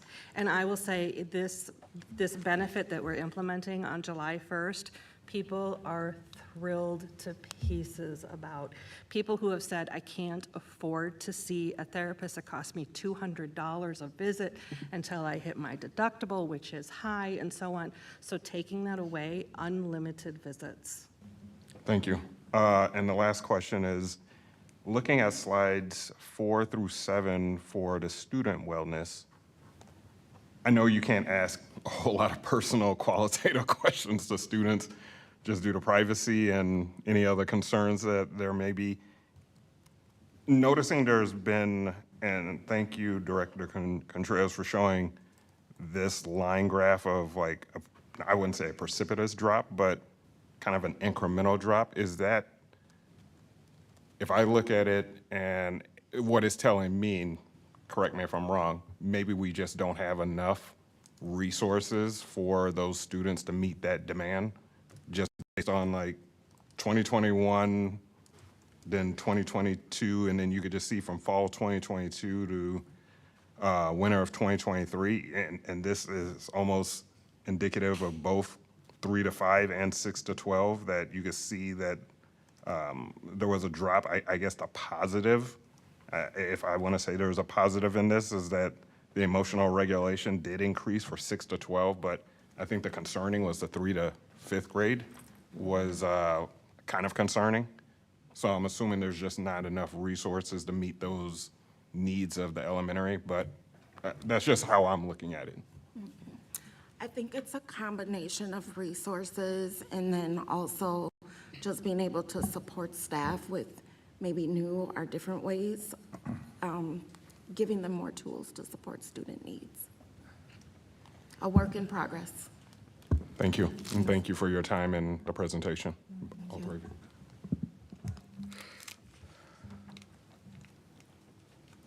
Anyone else? I just wanted to say too, I appreciated the comment that I think we heard it from our student board reps as well, that we as a community are learning ways to talk about these topics that for a long time have been very taboo and would not be something you necessarily would see at a school board presentation. And so I'm I'm very grateful that we're doing this collective work together. And also, I think that that probably does have some impact on this data, is that I think from what I see happening in the elementary schools, kids are learning to talk about their emotions and to be very open about it, and, you know, even name what's happening to them. But it takes time, right? And so you're able to talk about it in a survey. You're able to say, I'm not feeling good, right? And for, I think, even 3 years ago, that might not have been a skill set a third grader had. So just knowing that it's complicated and a lot of things go into this, and just really grateful that this is something that's happening alongside of the other learnings that we're guiding our students through in Hopkins. Makes me feel really good. But also knowing too that kids need a lot right now. It's a tough time, and I think that a lot of people think that the impacts of the pandemic are over. But I think those of us in education know that that's not the case. We're still really figuring out how we do this now. And so I appreciate all this work and all the different ways in which we're bringing things into our classrooms to help and support our families and our students and also our staff. And I did just want to point that out, that one of the things that I kept thinking in the back of my mind when we passed that wellness policy was that we should be following that up in our practice. And now we've done that by providing mental health care to our staff. And I'm incredibly grateful that that was an initiative that the administration took on and got done for our staff. So thank you for that. I have just one final thing, and I hope this doesn't open up Pandora's box, but I think in addition, there are a myriad of reasons for the staff and student increased needs, but we didn't address is like being online, being digital, and having phones and devices. It's definitely changing the landscape of socialization for everybody. So that is a big piece, and it does have impact on social and in the brain function. So that's another day though. But there are impacts to the social wellness of adults and students. If you don't believe me, go to a restaurant and watch. No, it's very real. Thank you for that. I don't want to belabor this, but I do have a question. Jill, you mentioned that there might be more women staff reaching out for behavioral health support, and I was wondering if it's proportional to how they're represented in our total staff, or are there just fewer men reaching out? And then I was actually wondering if our students know whether or not boys or students who identify as male reach out for mental health support as frequently as girls. I'm just curious about that, if there's any distinctions there. That's a great question, and that was a question I had earlier this afternoon, was what are our demographics of employees, male versus female, and I didn't have a chance to run the numbers. But I don't think we're 75% female, but I do think we're heavier on the female side. And I also feel men tend to have more of a stigma when it comes to seeking assistance and seeking help for behavioral health. And so hopefully we can break through some of those barriers by providing the free services and whatnot. Okay. Can I follow up with just really one quick question? When you talk about stigmas, are you seeing that stigma amongst like, and maybe you already explained this, but like the demographic, like, is it white men or black men that you're seeing more resistance for? That I don't know. I just know in general, men tend to be less open to seeking assistance in behavioral health. Well, and I would say in our healthcare plan in general, we'd see that just even in clinic visits. Very true. Oh, I see, overall, all kinds of health services. Yep. Any student board rep feedback on that? I mean, I don't know exact information or data. You guys probably know more than me, but I will say the same thing applies to boys. They're much less likely to reach out for help. And I think like we have a lot, like the mental health club or different clubs like that. I think those are great opportunities for young boys to get involved with just understanding what is your mental health and how can we help it, things like that. But I think for sure there is a stigma. I would say just to like add on to that, I personally have talked to like some male friends, just like day-to-day regular conversation stuff. And I mean, like I just told an entire room of people, so like it's not a huge secret that I go to therapy. I'm very proud of that fact. I think it's very critical for everyone to do.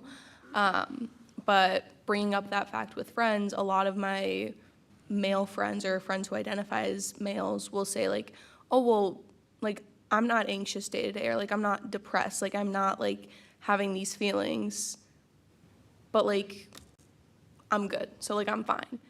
And I don't particularly know why that there seems to be kind of like Elif said, like more of that stigma around it, but it feels as though their resistance is more so them just being like, oh, well, it's not bad enough yet, so I don't need to go see someone. So I think that's kind of where they get caught up. Yeah, that's really good.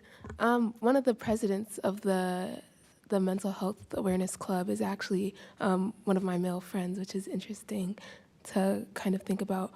But related to what you guys are saying, I definitely agree. Like in friend groups, you'll hear them kind of talking amongst themselves.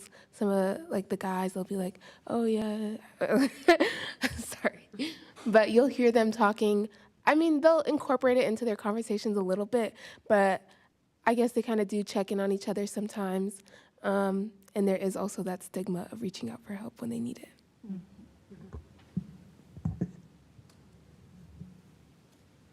So interesting. It is, yeah.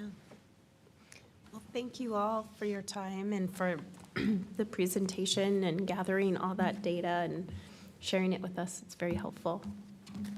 Thank you. Thank you, Jill. Thank you, Fonda. Thank you, Nick. There's no action on this. This was for our information. And that takes us to the long-term facilities maintenance plan. And I will turn it over to Dr. Mary Perry Reed. Thank you, Chair. Okay, so we've had a couple of opportunities for our school board and any community members listening in to hear about our long-term facilities maintenance plan and also how we fund our capital projects. And so at our last board meeting, we had a very lengthy presentation. And then this evening is an opportunity for our board members to ask any questions that they may have, because we are required to gain school board approval of our LTFM, long-term facilities maintenance plan, before we send it over to the Minnesota Department of Education for their review. And I'm grateful to our Director of Business Services, Truro Chapanduka, and our Supervisor of Buildings and Grounds, Kevin Newman, and Jake Berg from SiteLogic for all of the work that goes into this very detailed plan and being here to answer questions.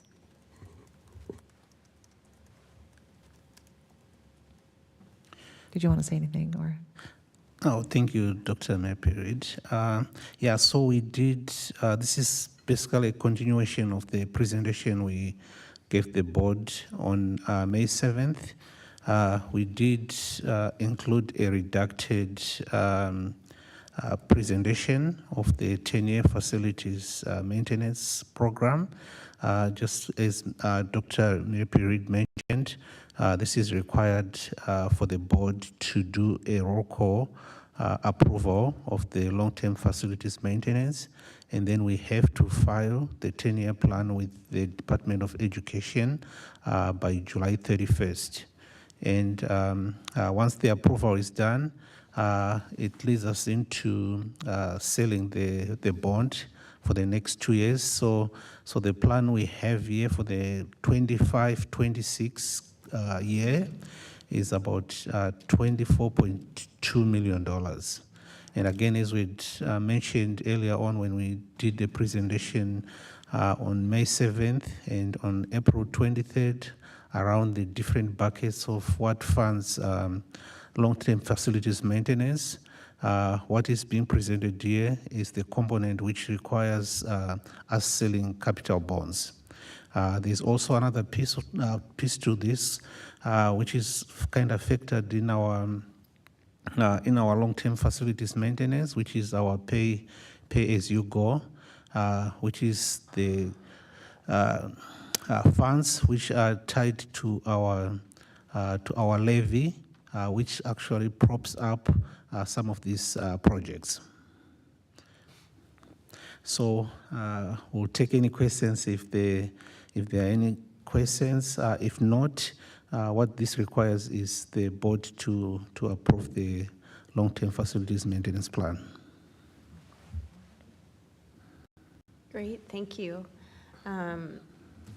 And the slide deck provided is the background information that we were presented with before and questions were asked. So just wondering if there are any questions from the board at this time. It doesn't look like there are. So we need to have a motion and then a motion that the board approves the 10-year long-term facilities maintenance plan, which is updated annually. Do I have a motion? So moved. I have a motion. Is there a second? Second. I have a motion and a second, and we will need a roll call. Oh, wait. Do we have to do all those in favor? Yes, we do. All those in favor, please say aye. Aye. Aye. Any opposed? Seeing none, I will turn it over to Clerk Thompson for a roll call vote. Chair Andreessen.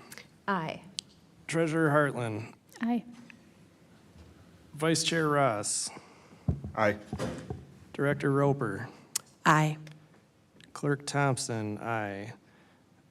Director Westmoreland. Aye. Director Zhao. Aye.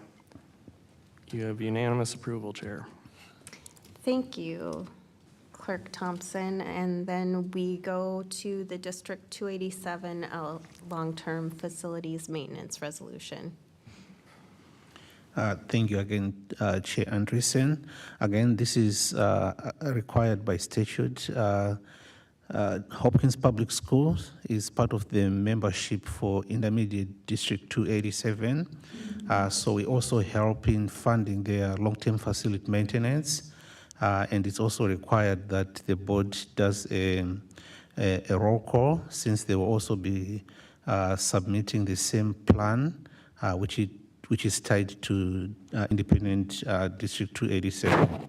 So the issue to consider here is the fact that the district has a proportionate share of $92,967.70, which consists of $18,899.95 for pay-as-you-go projects and $74,067.75 for debt service payment on the 2017B facilities maintenance bonds and the 2022A facilities maintenance bonds. And all the details were attached to the resolution. Thank you. Does anyone have any, well, I'll just say as the the rep to District 287. I just want to call board members' attention to the fact that this is proportionate, and what they mean by that is it's how many of our students from Hopkins are in District 287. So it's done that with all the members, other school district members. Chair Andreessen? Yeah. So to further clarify, as you continue on in the attached deck, it says Hopkins, our pay-as-you-go allocation is 9.487%, so that's our responsibility of their long-term facilities maintenance, and then the percentage of students that are at District 287, 9.9.5% of them are Hopkins students. Is that what you're saying? Yes. Okay, thank you. That's how they do the proportionate for each district, member district. Chair Andreessen? Yes. I do have a question, just because of ignorance of how it's structured, but what is different or about 287 that we kind of pay proportional to the people we send? Is it different than open enrollment? I just want to understand the why this is on our agenda. Does that make sense? Yes, Okay. I think. Okay. Tell me if I don't Okay. answer your question fully. So we are a member district of 287, and they provide services for all of Hopkins students that are outside of our, I wouldn't say ability, but our capacity to serve those needs. So it's on both ends of the spectrum. Okay. And so what we do as a member district, we appoint someone who serves on that board. So much like this board functions, our job in 287 is to approve things like long-term facilities maintenance. But we need to then come back to our home districts and get this passed, because statute-wise, each member district has to approve those funds. Okay. Did I answer that correctly? Correct. Okay. Okay, thank you. That was just not clear. Thank you. There are 10 other member districts. I think. Can I ask one quick question? Just really quick, and this is for you, Dr. Mayor Perry Reed. Do any of the building, like repairs or like what we're kind of exploring right now, does it have anything to do with the design? Remember, like at the beginning of the school year, there was like a design session going on with that architect firm? I think right now we're talking about District 287. Oh, okay, I'm sorry. But in general, the facility updates that would be included in a long-term facilities maintenance plan, whether for a district or a, what do you call 287? Intermediate. An intermediate district, are more around HVAC and, like all of the facility Facilities updates that maintenance. help us meet code. Okay. So they're not designed to be, could you please explain this? So, Well, one of the, I'll just say an example of what's in District 287's is updating the roofs. So that, yeah. Structural maintenance, But meeting yes, codes please. versus remodeling to improve aesthetics. yeah. So basically, since intermediate 287 host students from Hopkins Public Schools, so they need to keep their facilities maintained, just like we do with our facilities. And we have to contribute to those initiatives around how they keep their HVACs, their roofing, the different aspects of maintaining their buildings is required by state statute. And then these contributions, which are proportionate to the number of students going to District 287, have to be approved by the board and to be included in the capital plan for District 287. Okay, got it. Okay, because I was making a correlation to like the stuff from earlier this Stuff you were year. talking about before. Yeah. Yeah. I'm sorry, I cut you off. You were about to. No, I think it was covered. I was just going to say that in short, the long-term facilities maintenance plan is designed to take care of existing building infrastructure and systems or health and safety related items, and additional design or renovation for things that weren't there would be outside of the program. Thank you. Any other questions or comments? If not, I would look for a motion to approve the resolution on District 287 long-term facilities maintenance budget and the portion of the allocation to be shared with the school district. So moved. I have a motion. Is there a second? Second. I have a motion and a second. All those in favor? Aye. Any nays? Seeing none, I turn it over to Clerk Thompson for the second roll call vote of the evening. Chair Andreessen, Aye. Treasurer Hartland, Aye. Director Roper, Aye. Vice Chair Ross, Aye. Clerk Thompson, aye. Director Westmoreland, Aye. Director Zhao. Aye. You have all ayes, Chair. Thank you. The resolution passes, and that takes us to fiscal year 25 budget in first read. Thanks, Kevin, and Thank thanks, you, Jack. Kevin, and Thank you. Appreciate you being here.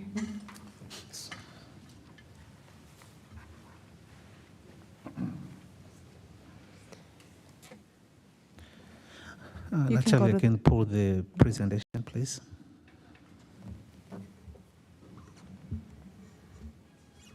Okay.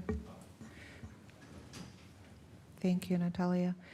So, thank you, Director Chapanduka, for being with us for this additional item.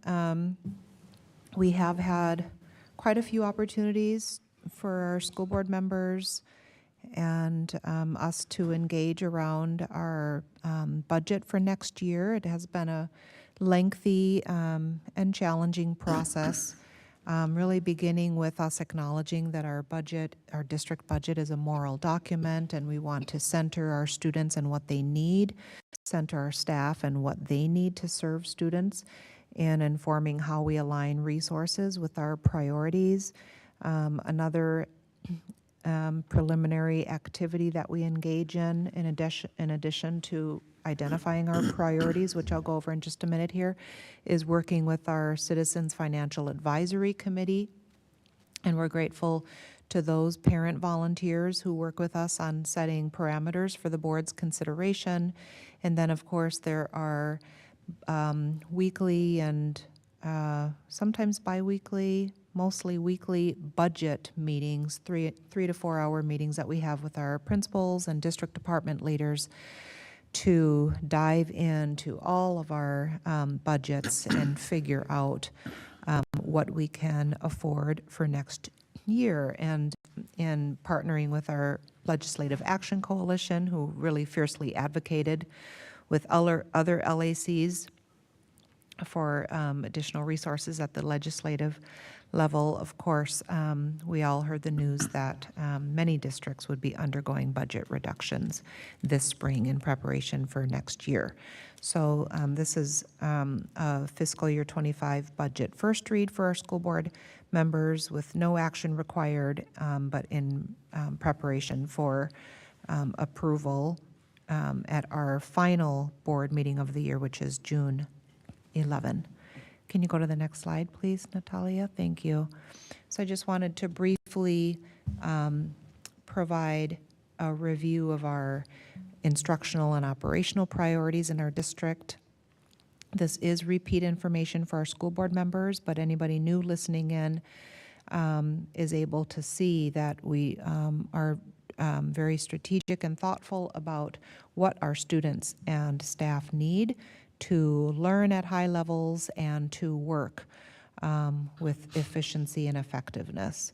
So both at the E is early learning through grade 5 and 6 through grade 12 level. We want to ensure that students have access to strong Tier 1 instruction that does include strong social emotional learning embedded into that academic instruction. We heard earlier the importance of social, emotional, and mental health supports for our students. So those items are very important so that we are creating a foundation for students to learn rigorous content at or above grade level.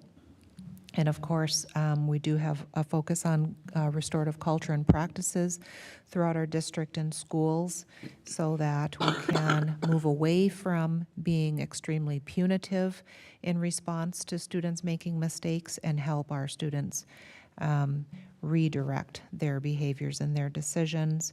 We want to ensure that we are setting aside the resources to meet the needs of increased numbers of students needing specialized services, and this is primarily at the early learning and elementary level, but doesn't exclude older students. And if you look at a couple of the bullets in the secondary list, we did commit to our community to think about class size at the secondary level. We had a situation this fall and that carried out in some spaces all year where some of our class sizes were bigger than what felt manageable or appropriate for our staff and for strong student learning. So we're committing to smaller class sizes and committing to continued enrichment and elective opportunities for our older students as well. And then in the operational space, we've been pouring a lot of staff time and resource into a new ERP, Enterprise Resource Planning System, and that will help us do work smarter and more efficiently, specifically in the HR and business services space. We have been talking a lot about our capital projects work. We talked tonight about our work around an adult culture of wellness and engagement. We've talked frequently about school safety and the importance of installing upgrades and figuring out what we might have to go to our community for increased support to make sure that our schools have access to sophisticated safety systems.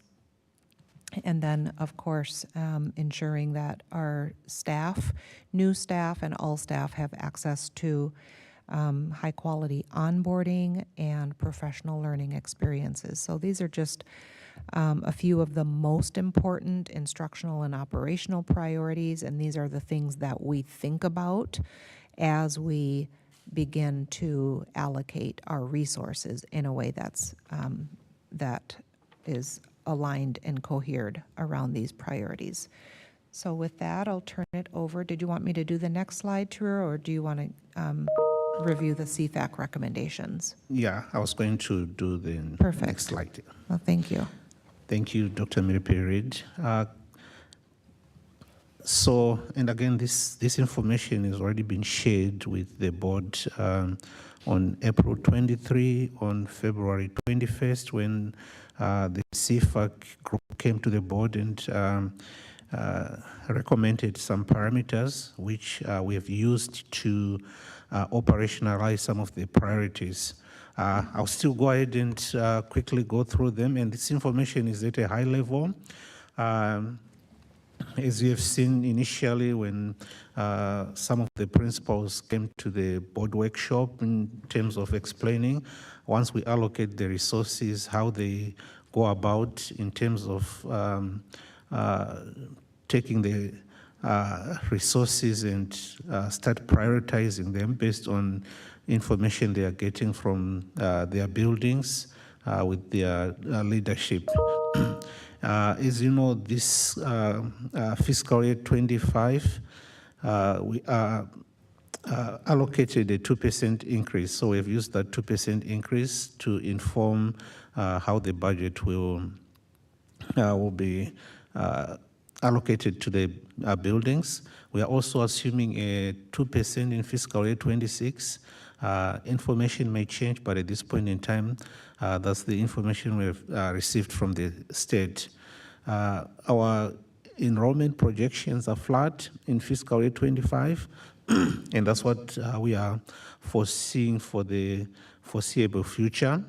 We factored in a 5% annual increase in our total salaries and wages based on what we have seen in negotiations with our different bargaining groups. Our fringe benefits flat at about 42%, and some of the information was earlier on shared by our HR and benefits team in terms of how we usually account for healthcare benefits, which is part of the higher cost we have. Purchase services, utilities, transportation, and supplies are budgeted at a consumer price index inflationary increase of 5%. And I know in conversations in the past with different stakeholders in the organization, they've been questions around the 5%. This 5% is a combination. We've seen, for example, transportation costs escalating to 12 to 15% in the metro. So when you take all those components and then you start to look at the market condition and elements around goods and services, we factored that 5% will probably be a good representative across our needs in purchase services. We also factored in, as we'll go through the presentation, a component of our fund balance and having to at least close the gap within our budget by moving some of the funds within our unassigned fund balance, which is currently sitting at about 12%. And as we have shared with the board in the community around what we're projecting in terms of our deficit between our revenue and expenditures of about $4.5 million, which we closed, but still we needed some more resources to be able to optimally fund our programs and buildings. Can you go to the next slide? Again, enrollment does drive resources coming into the district. And as you can see from that graph which we have shared with the community in the past, we are anticipating flat enrollment. We do use enrollment projection as the start of planning. When we start to get the actual students coming into the system, we do have resources we set aside to be able to address any shifts or increases in enrollment. And we usually have those discussions in June into July, sometimes into August. So if we start to see a building having more students come in, we do fund those students through an increase in allocation so that class sizes and other services will not be compromised. So currently our projections still remain the way we have presented them to the board in the past, but we'll constantly revise them. If there are any changes or any shifts, we'll inform the board and administration.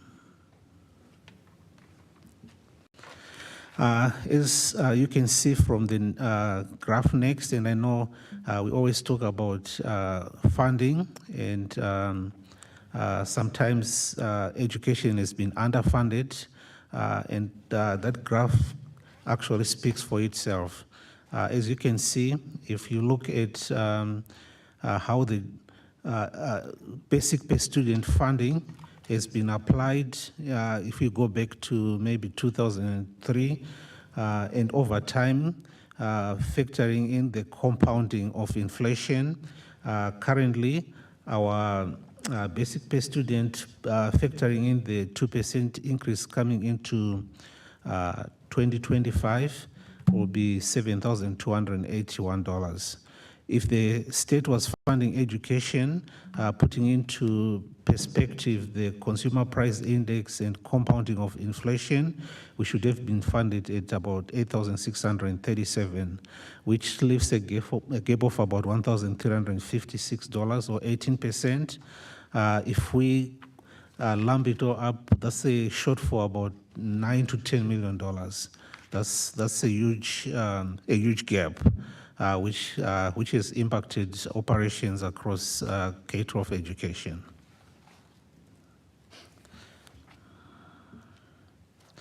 The next slide just breaks our revenue between the different categories of how we get funding from the state or from the federal government.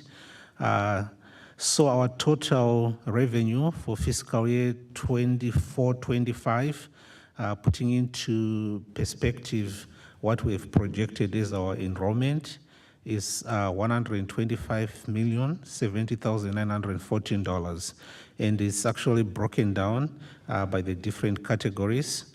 So that $125,070,914 left a gap in terms of when we look at our expenditures after we had factored in the $4.5 million.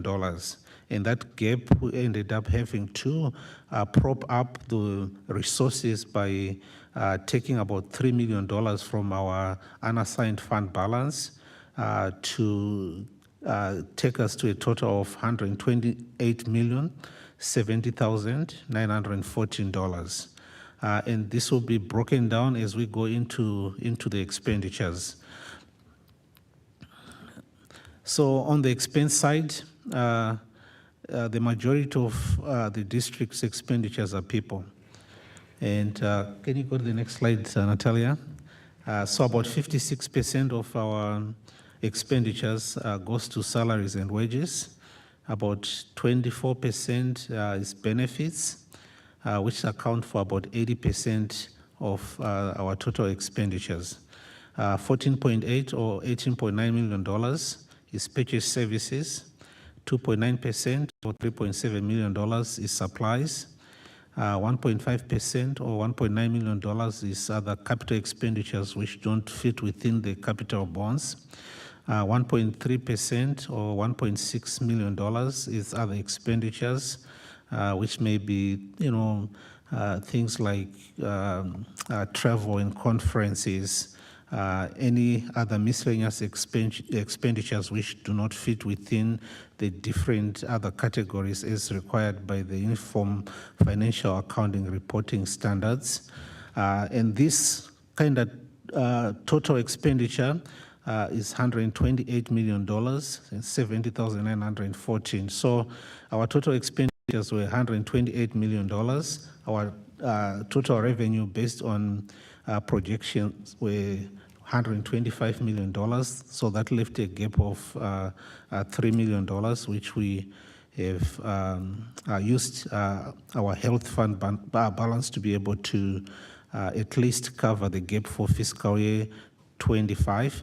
Knowing that this is not sustainable, we'll have to come back to the drawing board and start looking at what other efficiencies we can create for fiscal year 25-26. Currently, the board policy is that we maintain a minimum of 6%. And our Citizens Financial Advisory Committee has recommended, based on advice from our auditors, to keep our fund balance at least at about 10%. So we'll have to come back and look for efficiencies so that we don't keep dipping into our fund balance to close any budget gaps.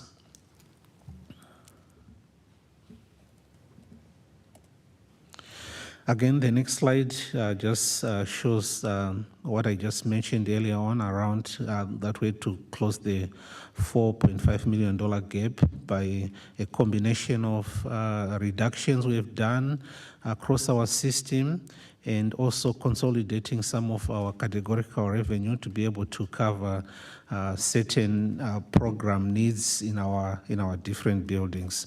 And we've been working with building leaders and department leaders to do what we define as budget tie-outs, where we are actually going through and start mapping everything so that, one, we understand if there are any other needs which have to be addressed before the board adopts the budget. So that exercise is ongoing, and we are working with building leaders and making sure that their efficiencies and all their basic needs are identified and met before the beginning of next fiscal year.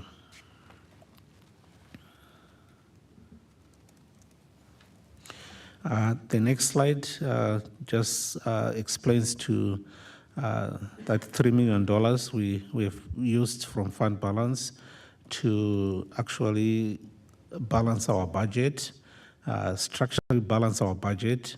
Again, we have to revisit this once we start our fiscal year so that we can create any more any efficiencies which we need to for the following budget in fiscal year 25-26.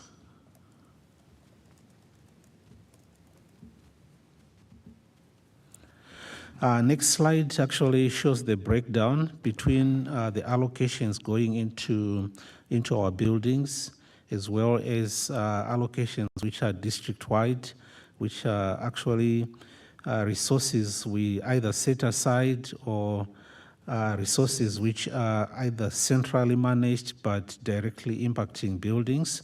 And we also have department allocations. So about 95% of the total budget across our system, allocations which are either directly impacting programs in our schools, or there are allocations which are centralized but having impacts into our buildings. So when you start to look at transportation, transportation is centrally managed, but those resources are going into our building. When you start to look at our operations and maintenance, our custodians, how we account for utilities, those are all accounted for within the district-wide allocations. About 5% of our allocations are departments, so the departments will support district operations. So when you look at areas like human resources, areas like business office, processing payroll, recruitment of staff, a portion of our special services, a portion of our innovative design and learning. Those are departments which are supporting buildings and programs, but centrally located. So 95% are either district direct allocations to buildings, or they are district-wide allocations which are supporting buildings directly, and 5% are the central office departments.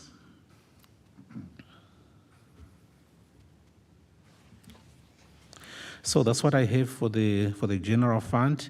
The next item on the presentation is our food services, and we're still working on some of the components around food services. So for food services, right now, based on the universal meals and some of the costs associated with cost of living adjustment for our labor groups, we are anticipating a revenue of $4,259,756 and expenses of $4,393,881, which leaves us with a deficit of about $134,000. We are still looking for some efficiencies, so when we do the final budget adoption, we might come up with some different numbers, but that's what we are anticipating at this point in time.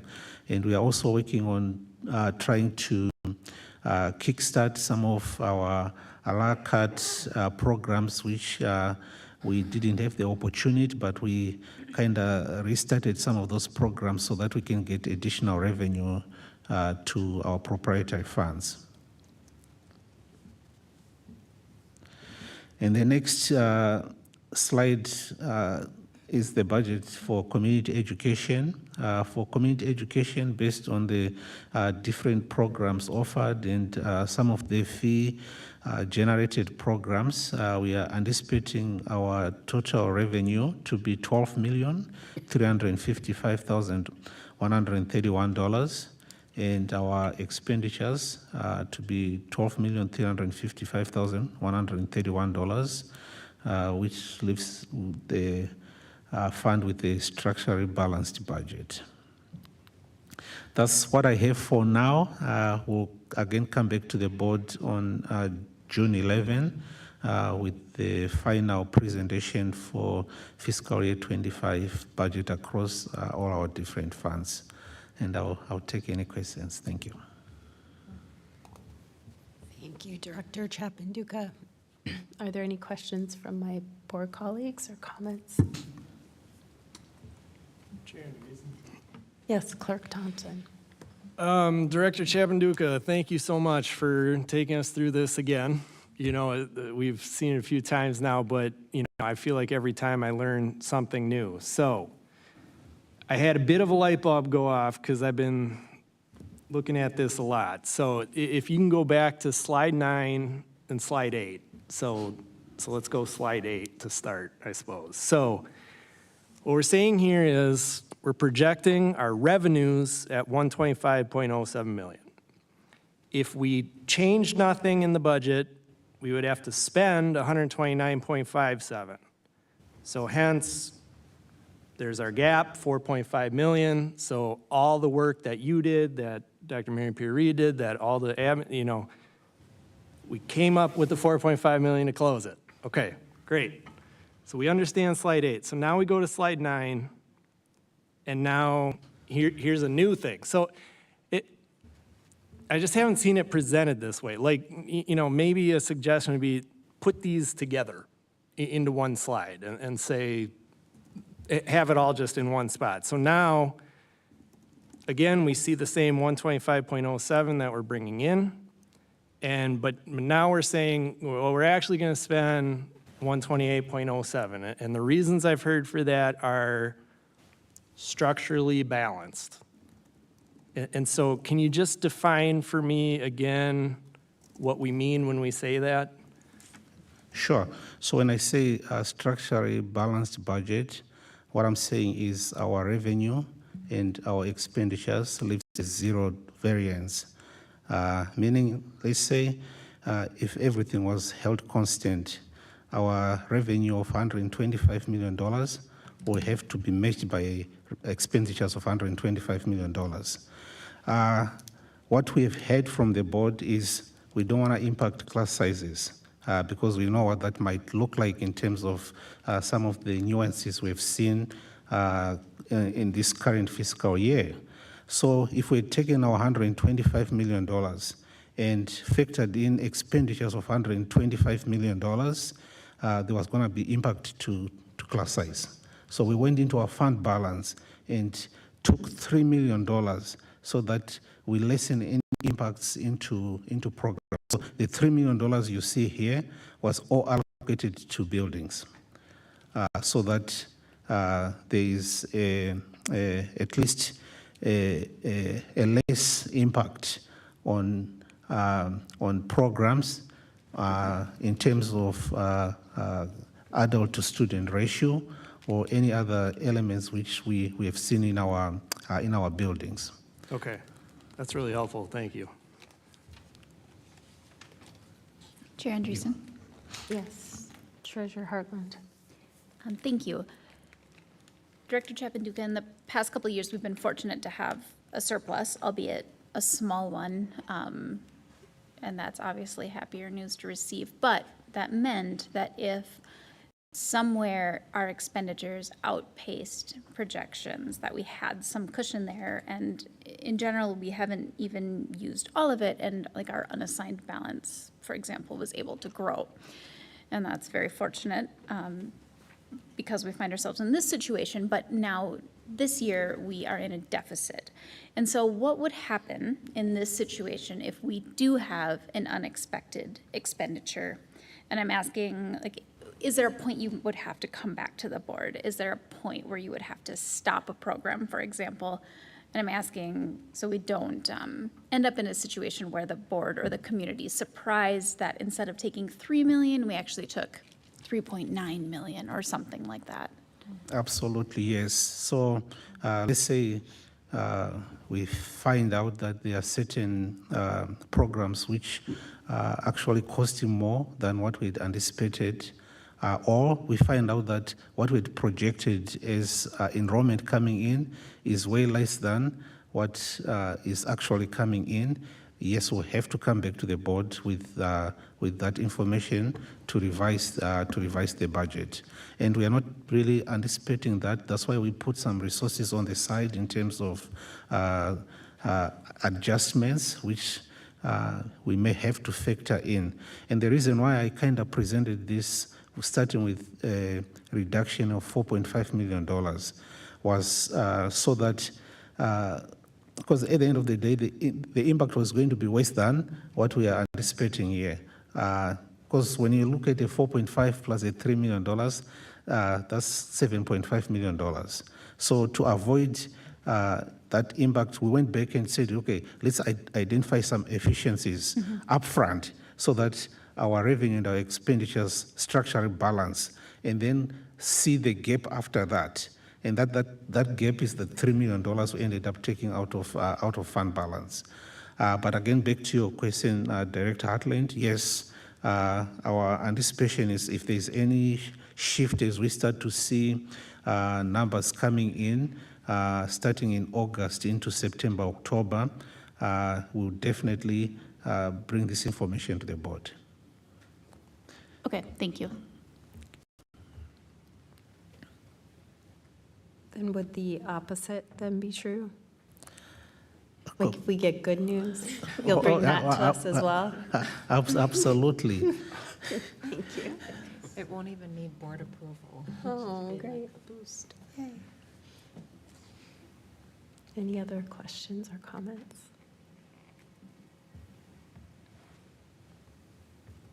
I don't see any. Thank you for being here and for your presentation, answering our questions. Thank you. Thanks, Drew. No, thank you. Thank you. So that takes us to policies in first read. I will turn it over to Vice Chair Ross. Thank you, Chair Andreessen. I'm going to welcome Superintendent, or it's late. It's late. I'm going to welcome Dr. Lightfoot to the table. It's good to be with you. We're going to be reviewing two different policies. The first one is going to be 805, which is reflecting waste reduction, recycling, and waste disposal. And then 907, rewards. There is a recommendation on 907, which I'm pretty sure everybody at the board table has seen within the packet. But yeah, I'll hand the keys over to you two. Thank you. Good to be with you. Two policies this evening, the last two that the monitoring committee have done as part of this set of policies review for this school year. 805 is waste reduction, recycling, and waste disposal. We did review this as a monitoring committee and in collaboration with our buildings and grounds department. Going back, looking in partnership with some of the programming that we've done with Hennepin County was part of the question that came from the monitoring committee. We did review that, yes, that partnership has been beneficial and ongoing for us. In addition, we also went back and looked at any ways that we may be able to possibly cut costs with some of the policy components here. That was been an ongoing conversation with our Buildings and Grounds Department. So just some side notes of where kind of some of this policy work had gone and what also it had promoted. But at this point, there really aren't any specific changes that would be aligned with anything directly to the policy itself.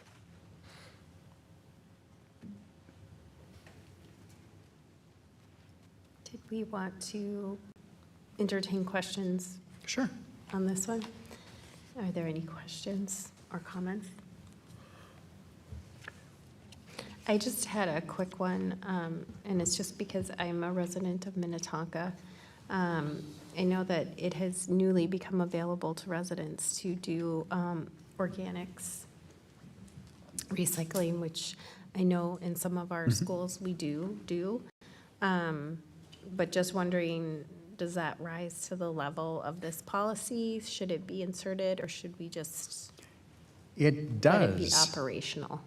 Absolutely it does. And in part, in the conversation with our Buildings and Grounds Department is part of what we have to look at with organics is also any recycling contamination that we have to be aware of. Because in part, with our partnerships that we have with our vendors, we need to make sure that we as an organization communicate how we plan for and utilize our recycling so that we don't get any fines that get associated when we have contamination that needs to then be planned for accordingly. So it is about us promoting the organics and making sure that we do as much as we can to kind of keep them in the space that we can recycle them. And that's when I said going back to the bill and looking at the bill and looking at what we can do to promote. There are some fiscal aspects as well as some environmentally beneficial aspects of that work as well. So it was a key point and part of our consideration. Great, thank you. I think we can go on to I the just next have one question, Dr. Lightfoot. I actually don't think that we recycle very well. If you just look inside any of the blue bins anywhere, you might be shocked to see how much waste products are actually in there. I was just wondering the history of our recycling efforts, and I'm thinking about our wellness champs that we have at each of our sites. Have we ever had recycling champs at each site, or have we ever thought differently about how we could maybe have champions for recycling that could help us monitor a little bit more closely? Great suggestion. We certainly can work with and partner with Buildings and Grounds. We did at one point, we were really early launching, had a position that was grant funded that was part of Buildings and Grounds and doing the promotion and doing that activity. Of course, when the grant ended and kind of thinking we were launched, but as you identify, it's always good to go back and say, launch might have gone, and how do we reconnect folks with the commingling that you may be able to do a little bit more at home might not kind of work the same way here as a big old organization, and we have to do some things differently. Right. Has been part of the conversation potentially. So Be a lot of education we'd have to do with our students and adults. Well, something for us to think about.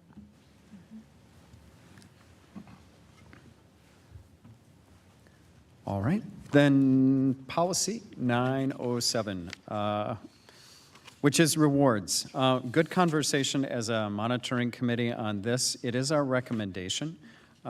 Based on the conversation, and other monitoring committee members can expand on this as well, but we really felt upon review that the purpose of and really kind of the function of this is maybe an authorizing policy if ever necessary. However, we felt that the presence of it and the promotion of it was something that we thought could be done a little bit differently and may not have been reflective of the restorative practices that we're looking at doing as well. So with that, we were recommending and are recommending that the 907 be removed, and I'll let other committee members speak to that component also. Chair Andreessen? Yes, Director Westmoreland. So I just wanted to highlight some of the major themes that came up in our conversation about this policy. So the first one being that there's not conclusive evidence that cash rewards lead to a greater likelihood of people giving accurate information about crimes that have been committed, much less deterring crime. And so one consideration there was just effectiveness. Another consideration was the confusion factor. So law enforcement agencies offer cash rewards for information. And so we thought about, kind of like a case study where we might be authorizing a cash reward and then one of our local law enforcement agencies would be offering a cash reward at the same time. That could get very confusing for community members and again, just not be the most effective method for deterring crime.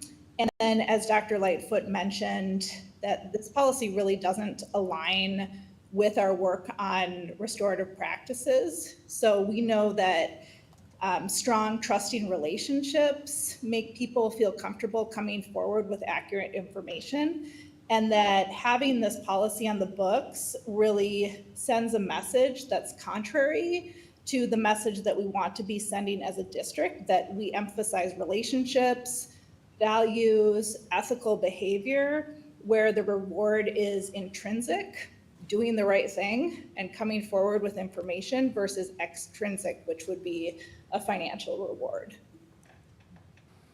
Thank you for that context. Any other comments or questions? Dr. Lightfoot, I'm just curious, like, how often have we ever paid a cash reward for something? Okay. Never that I can recall in 20-plus years. I think this policy was on the books. It was first around 2003 or 2004 when we did our research, and was an outcropping of some boards that wanted to potentially look at this, and then the legislature authorized. So never really has been utilized, and just kind of says you can do it if you want to, if that helps.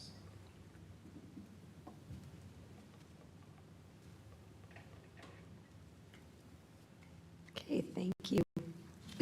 I think that is all for the policies. So I would look for a motion that the board approves the above policies in first read. Further, the board directs the administration to prepare the policies with suggested revisions, which one would be that it doesn't exist anymore, for approval in second read at the next meeting as part of the consent calendar.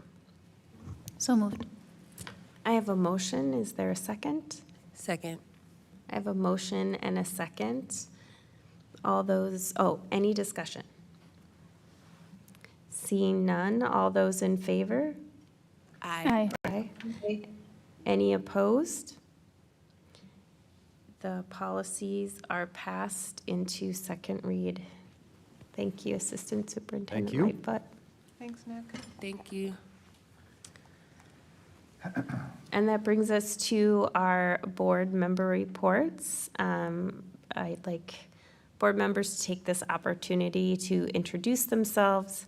And if you do have something to share, please do so at that time. Director Westmoreland, since you are on screen, would you like to start? Yes, and thank you so much for your patience with my technology situation this evening. I'm actually presenting at a teaching and learning conference in Austin, Texas, and learning a lot of great information as well on centering students in our work as educators. So I'm Jen Westmoreland, she, her. I'm in the middle of my second term on the Hopkins School Board. And I'm the parent of a scholar at West Middle School. And last week, I attended the West Middle School combined band concert at Hopkins High School. And it was so much fun. There was just so much good band energy. Lots of families, that like from all family members from all generations really coming together and enjoying the great work that our West Junior High, oh my gosh, West Middle School, old habits die hard, West Middle School scholars have done this spring. So it was a great event. Thank you. Thank you. We can go this way. Clerk Thompson? Yeah, hi, my name is Kai Thompson. I am the clerk on the school board, and I am in my first term, so I started in January. I have 3 kids in the district from 3rd grade through 8th grade. For my report, so on Saturday, I actually had a unique opportunity to have lunch with Dr. Kelly Coles, a board member at the NSBLC, the National School Board Leadership Council. She had invited a couple of us school members from around the metro for a networking lunch, and her presentation titled, "How to Stay the Course for Academic Achievement and Safety." She's quite the force in education. It was nice to network with some other school board members as well. Just a couple things she said that really resonated with me. First, she brought up this idea of children-first budgeting. I know we just went through our budget process. A couple things I learned, interested to bring in the next cycle. Then she suggested a couple things we just watch for as a board member, such as like how do salaries increase compared to the CPI, the rate of inflation, what to look for when you're looking at curriculum, professional development, and how do you ensure committees are functioning properly and transparently. Finally, I thought she had a pretty wise point that, you know, a lot of people working within the system, teachers, admin, have a lot of people representing them, but people outside the system, like families and taxpayers, they only have us as school boards representing them. So really informative, interesting session, and that concludes my board report. Thank you. Hello, my name is Brooke Roper. I am serving in my first term, and I have 2 kids, 2 amazing kids in the district who goes to Gatewood. And for my board report, I just have 2 quick updates. Speaking of Gatewood, I had the opportunity to go to the Galewood Farms with the kindergartners last Wednesday, and it was a truly amazing experience. We got to hang out with the sheep, and you know, we were looking at the gardening and all the organics that they were being grown there, and we got to see cows and how they get milked. And the reason why I don't drink milk is because the way they are milked. And so, but that was a really fun experience. The kids really loved it. We got to hold chickens, so we learned about all of the good things that go, that farmers do for our agriculture. And there is an event that's coming up in the remembrance of the murder of George Floyd that is hosted by the former Minneapolis NAACP President Leslie Redmond. It's called, she is the founding executive director of an organization named Win Back, organization that has a mission of activating underserved communities through holistic healing, economic empowerment, and arts and culture. And they're hosting their inaugural Day of Remembrance on May 23rd. And during that day, they will host a teen summit at Sabathani Community Center at 1 o'clock, followed by a march to George Floyd Square, but I think that march might be canceled due to weather. However, if there's any teens that do want to participate, they are giving out free rides over to the event. And so I know there's going to be like some civil rights people there speaking, leaders there speaking, and just like a bunch of, you know, informative conversations, and also some scholarships given out as well to some leaders. And so if anyone wants the information, I'd be more than happy to give that to you. But those are my updates for tonight. Thank you. Hello, and good evening. I'm Treasurer Rachel Hartland. I am in my 3rd year on the school board. I have 3 students in a couple of schools throughout the district. And Dr. Mary Perry Reed mentioned a couple things that I did over this last period, and I feel like we've had enough of me talking this meeting, and I have no further board report. Hi there, I'm Rhoda Mary Perry Reed, Superintendent. I've already provided my board report, and additionally, I do have 2 children in our district. One is at West, and one is at the high school. Thank you. Hello, everyone. My name is Shannon Andreessen, and this is my 5th year on the school board. I have, a terrible, I don't know why it started doing a voice thing, but cough today. And 2 students, one who has gone through the Hopkins school system and a sophomore at the high school. And I did have some stuff to say this evening, but I'm going to pass it on to Vice Chair Ross. Good evening. My name is Jason Ross. I have 3 children in the system. All 3 of them attend Tanglin Elementary. 2 5th graders that are in 3 weeks are going to be done with 5th grade and moving on to North Junior or North Middle School. And I have my 3rd, he's going to be a 3rd grader next year, so it will be an interesting scenario where his 2 older siblings are moving on to the middle school, and he will be still at the elementary, and the next time he sees them, he will be in high school. So that will be the next time he sees his siblings. They'll be seniors, and he'll be a freshman, so hopefully they'll welcome him with a great honor. I do not have a board report, so I will pass it on to Director Zhao. Hello, I'm Jiming Zhao, he, him. I made balloon animals. I think Dr. Mary Perry Reed covered that very well. That's one of my better qualities, so appreciate everybody's time. I don't have anything else. Great. Well, thank you, everyone, for your reports and for being here this evening. And that brings us to the end of our meeting. I would look for a motion to adjourn. Chair Andreessen? Yes. Does that mean that there were no additional public comment cards? I know we for sure had no open or no agenda relevant public cards.